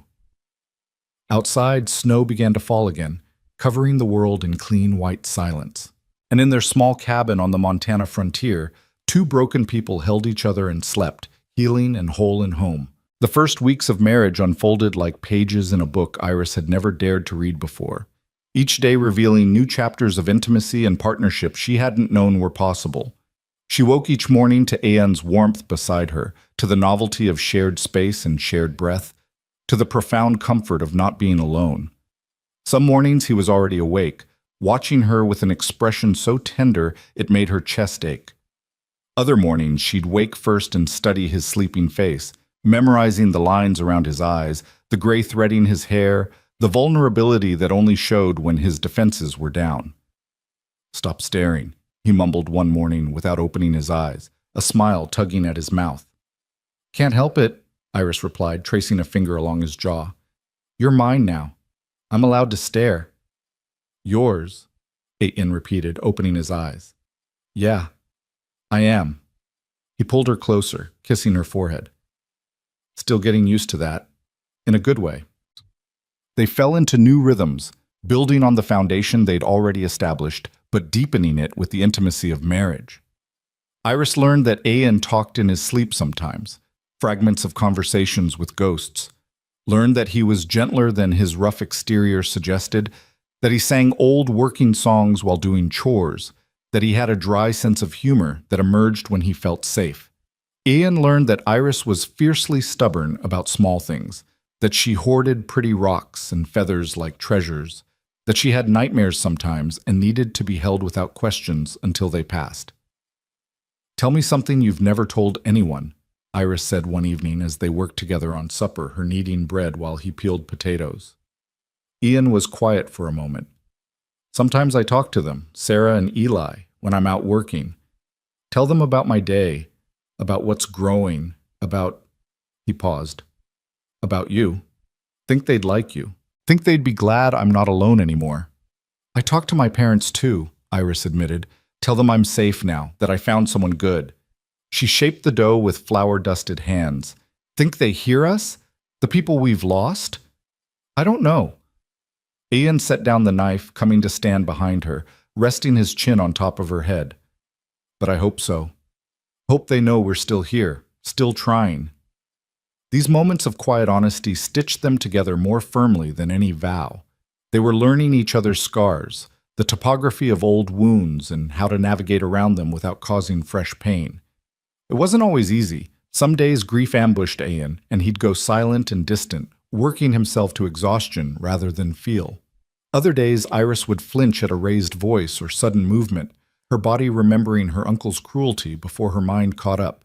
But they learned to recognize the signs, to offer space or comfort as needed, to forgive the rough edges that healing left behind. Winter deepened, and with it came a peace Iris had never known. The farm was snowed in for days at a time, cutting them off from town and the world beyond their small valley. It should have felt claustrophobic, but instead it felt like sanctuary. Just the two of them, and the horses, and the infinite white silence of Montana winter. Ian taught her to read in the evenings, patient and encouraging as she stumbled through words that had once seemed impenetrable. She taught him the songs her mother had sung, and slowly, haltingly, he began to sing them with her. "You have a good voice," Iris said one night, surprised. "Why don't you sing more?" "Haven't had reason to in a long time." Ian's smile was small but real. "Forgot I knew how." They made plans for spring, the new barn they'd build, the garden they'd plant, maybe chickens and goats like Ian had mentioned. It felt impossibly luxurious, planning a future, daring to believe they'd have one. But peace, Iris was learning, was a fragile thing. It happened on a gray afternoon in late February, when the snow had melted enough to make the roads passable, but winter still held the land in its grip. Iris was alone in the cabin, Ian having ridden to check the far fence line, when she heard horses approaching. Her heart kicked into her throat, but she forced herself to the window, hoping it was just Mara or a neighbor. It wasn't. 3 men on horseback, and even from a distance, even though she couldn't see his face clearly, Iris knew. Uncle Clyde. He'd come back. Terror flooded her system, but beneath it was something else. Anger. Fierce, burning anger that this man wouldn't leave her alone, wouldn't let her have this one good thing, wouldn't accept that she was free. She grabbed Ian's rifle from above the door, hands shaking as she checked that it was loaded the way he'd taught her. Then she positioned herself by the window, heart hammering as the men approached.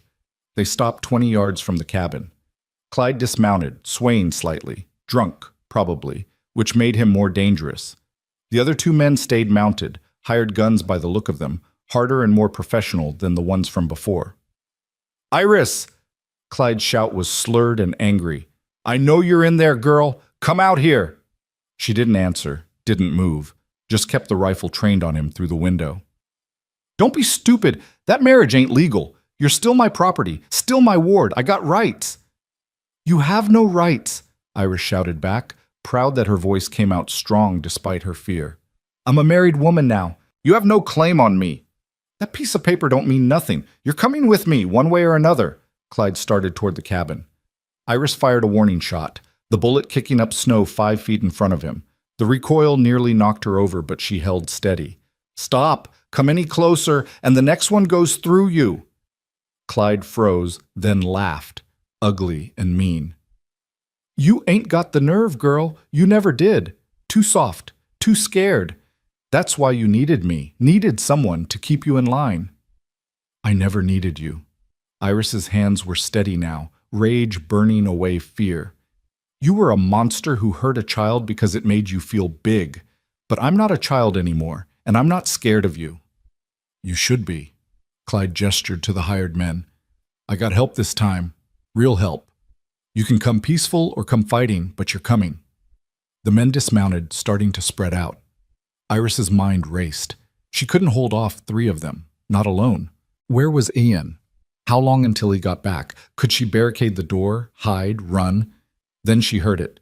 The thunder of hooves, a shout, and Ian burst from the tree line on Ghost, rifle in hand. He must have heard the shot, must have ridden hell for leather to get back. Relief and terror warred in Iris's chest. "Get off my property!" Ian's voice cracked like a whip as he pulled Ghost to a rearing halt between the hired men and the cabin. "All of you, now!" "This is family business, Thorne," Clyde shouted. "Don't concern you. She's my wife. Everything about her concerns me." Ian leveled his rifle at Clyde. "And you were warned. Told you what would happen if you came back." "You gonna shoot me in front of witnesses?" Clyde sneered. "That's murder, Thorne. They'll hang you." "Self-defense." Ian's voice was dead calm. "You came to my home armed with hired guns threatening my wife. Any court in the territory would call that justified." One of the hired men shifted nervously. "Marin, you didn't say nothing about the law being involved. Said this was just collecting a debt." "Shut up," Clyde spat. "I'm paying you to do a job, so do it." "The job just changed," Ian said, addressing the hired men directly. "You touch my wife, you try to take her, and I will kill you both. That's not a threat. That's a promise. Now you got a choice. Right away right now and this ends peaceful, or stay and see how many of you I can put down before you put me down." The men exchanged glances. They were professionals, could probably read the situation better than Clyde's drunken desperation, could see that Ian meant every word, that this would end in blood if they pushed. "Hell with this," one of them muttered, remounting his horse. "Ain't getting paid enough to die over some family squabble." "Where you going?" Clyde raged as both men turned their horses. "I paid you." "Keep your money." The second man was already riding away. "Find yourself other fools."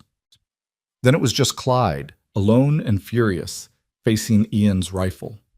For a moment, Iris thought he might charge anyway, might let his pride and hate override self-preservation. His hand moved toward his belt, toward the pistol holstered there. "Don't." Ian's voice dropped to something cold and final. "Please don't make me do this in front of her. Just leave. Just get on your horse and ride away and never come back." "She's mine." Clyde's shout was raw with impotent rage, and something else, fear maybe, at the sudden knowledge that he'd lost. "I raised her, fed her. kept a roof over her head when no one else would. You beat her, Iris shouted from the cabin, unable to stay silent anymore. You hurt me every single day. You made me think I was worthless, that I deserved pain. But I didn't. I never did. Her voice broke. And I'm done. I'm done being scared of you, done letting you take up space in my head. You're nothing. You hear me? Nothing. The words hung in the frozen air, and something in Clyde's face crumpled. Not remorse, he was incapable of that, but the realization that he'd truly lost, that his power over her was gone, that he was alone and pathetic and defeated.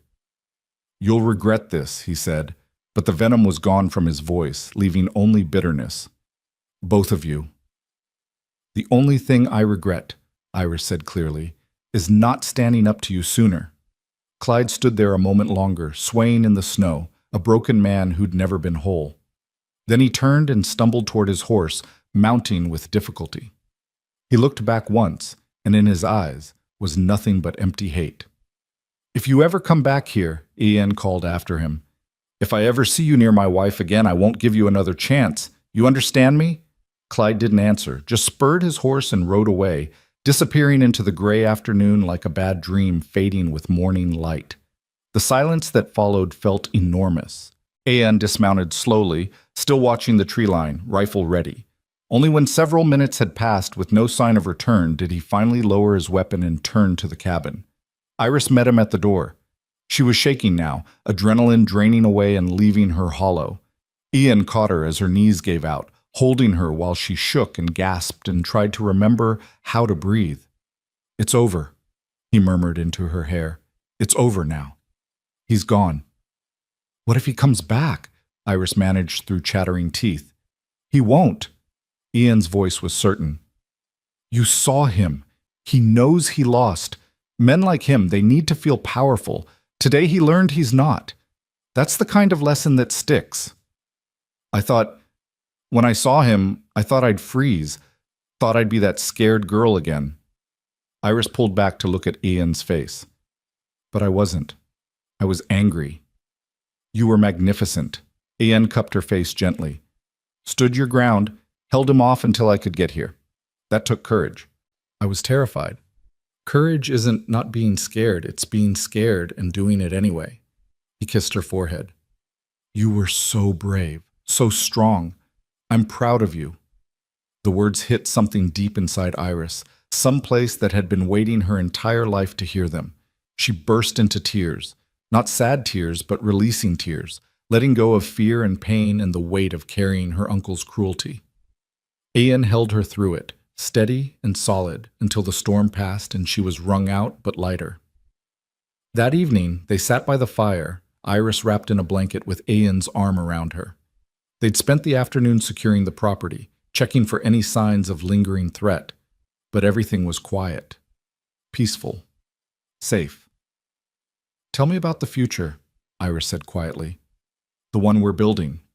Ian was silent for a moment, gathering his thoughts. We finish the winter. Come spring, we rebuild the barn. Plant a big garden, vegetables and flowers both, because you deserve pretty things. Get those chickens and goats we talked about. Maybe trade for another mare, start actually breeding horses like Sarah wanted. He paused. And someday, when you're ready, maybe we have a baby. Start a family for real. I think I'm ready, Iris said, surprising herself. Not right this minute, but soon. I want to fill this place with life, with love. Want to give you back what you lost. You already have. Ian's voice was rough with emotion. You already gave me back my life. Everything else is just extra. Beautiful extra. They sat there as the fire burned down to embers and the night deepened around them. Outside, the world was cold and harsh and unforgiving. But inside their small cabin, there was warmth and safety and the beginning of something that would last. Winter finally broke in late March, the snow retreating to reveal brown earth and the first tentative green shoots of spring. The change felt symbolic, like the land itself was healing. Iris and Ian threw themselves into work, clearing the debris from the old barn, preparing the foundation for the new one, turning over the garden soil. Mara visited regularly, bringing news from town and gossip that made them laugh. Clyde left, she reported one afternoon. Cleared out a week ago. Heard he went east, back to wherever he came from. Word is he's not welcome in Red Hollow anymore. Men at the saloon made it clear. Relief washed through Iris. He's really gone? Really gone. Mara squeezed her hand. It's over, child. You're free. Free. The word felt too big, too wonderful to be real, but as the weeks passed and no threat materialized, Iris began to believe it, began to let herself relax into safety instead of constantly bracing for violence. The new barn went up in May, a community effort that brought neighbors from miles around to help. It was larger than the old one, sturdier, with a stone foundation that wouldn't burn and space for more horses. As they raised the final beam, Iris stood next to Ian and felt pride bloom in her chest. They'd done this, together, built something real and lasting. Summer brought its own miracles. The garden flourished under Iris's care, producing more vegetables than they could eat. The chickens Ian brought home, a half-dozen hens and a rooster, settled in and began laying. And in late June, when Iris woke feeling sick for the third morning in a row, she knew. She waited until evening to tell Ian, wanting to be sure, wanting the moment to be right. They were sitting on the porch watching the sunset, the comfortable silence they'd mastered broken only by birdsong and the distant sound of horses. Ian, Iris said softly, I need to tell you something. He turned to her, immediately alert to the seriousness in her tone. What is it? You all right? I'm better than all right. Iris took his hand, pressing it to her still flat stomach. I'm pregnant. We're going to have a baby. The expression that crossed Ian's face was something beyond words. Shock and joy and fear and wonder, all mixed together. His hand trembled against her belly, his eyes bright with unshed tears. You're sure? He whispered. I'm sure. Mara confirmed it this morning. Iris smiled through her own tears. You're going to be a father again. Ian's voice broke. He pulled her close, burying his face in her hair. I never thought, didn't dare hope. He was crying now, shoulders shaking with the force of it. Thank you, God, thank you.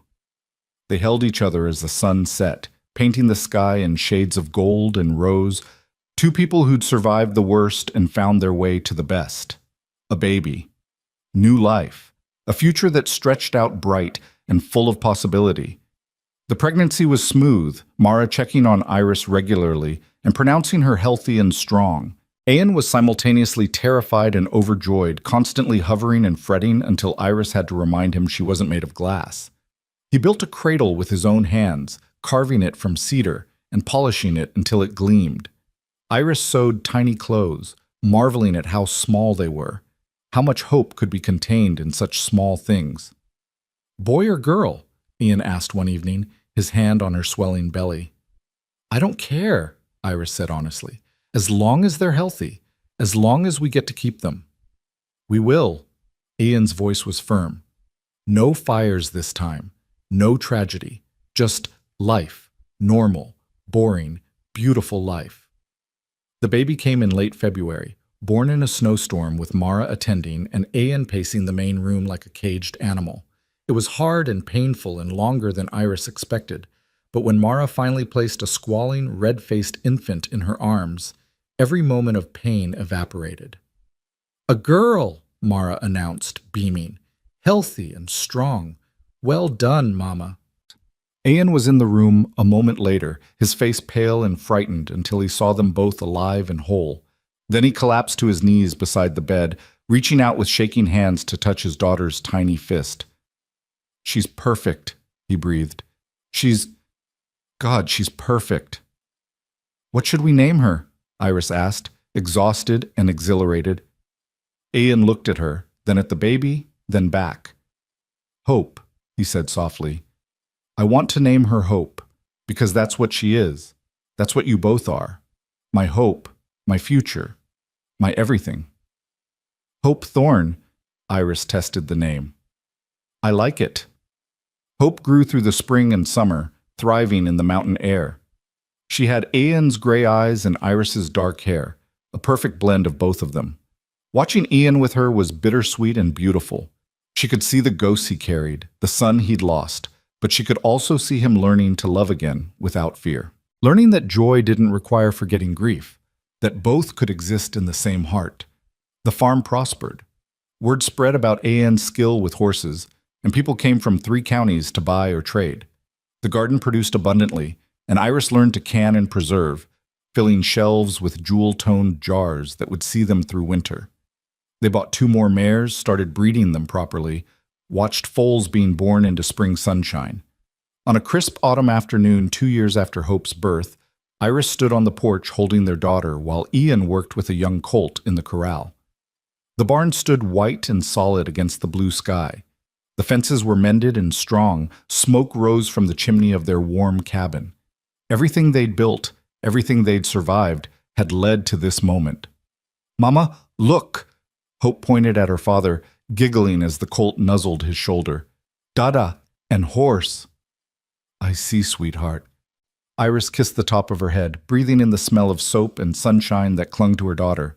Ian finished with the colt and walked over, climbing the porch steps to wrap his arms around both of them. "What are my girls doing?" "Watching you," Iris said, leaning into him, "thinking about how far we've come." "Long way," Ian agreed. "From that first day when I bought you for a horse. Best bargain I ever made." Iris laughed, the sound bright and free. "You always say that." "Because it's true." Ian turned her face toward his expression serious. "You saved me, Iris. You know that, right? I was dying in this place, drowning in grief. Then you came along and gave me a reason to live again.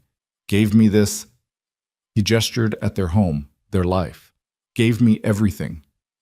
"We saved each other," Iris corrected. "That's how it works." Hope squirmed, wanting down, and they released her to toddle after a butterfly.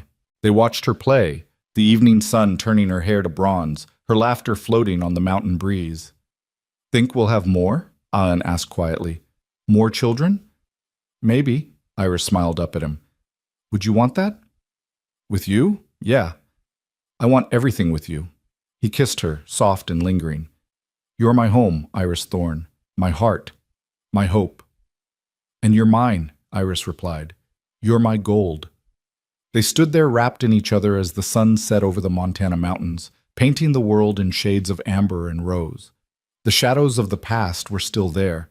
They always would be, grief and trauma leaving marks that never fully faded. But the present was bright, and the future was theirs, built on love and survival, and the stubborn determination of 2 broken people who'd chosen to heal together. From cruelty had come kindness. From transaction had come love. From despair had come hope, literal hope, running through the grass with her father's eyes and her mother's laugh, proof that beauty could grow from ashes. Iris had been sold for a horse at 19, treated like property, like something disposable. But Ian had seen her worth when she'd forgotten it herself, had treated her like gold when the world had taught her she was nothing. And in return, she'd given him back his life, his future, his capacity for joy. They'd rebuilt the barn, replanted the garden, brought new life into a place that had known too much death. And every day, in 1,000 small ways, they rebuilt each other too. As darkness fell and stars began to prick the sky, they gathered hope and went inside to warmth and lamplight and the comfortable chaos of family. Tomorrow would bring work and challenges and the endless demands of farm life. But tonight there was peace and love and the knowledge that they were exactly where they belonged, together, home, whole. The story that had started with a cruel bargain ended with abundance. And if sometimes Iris woke at night and reached for Ian just to confirm he was real, that this life was real, he always reached back, always held her close, always whispered that she was safe, was loved, was home. And she was. Finally, completely, she was. The girl who'd been sold for a horse had become a woman who knew her worth. The man who'd lost everything had learned to hope again. And together, they'd built something that no one could take away. A family, a home, a love that was worth more than gold. It was everything. It was enough. It was theirs. And that was the truest ending of all.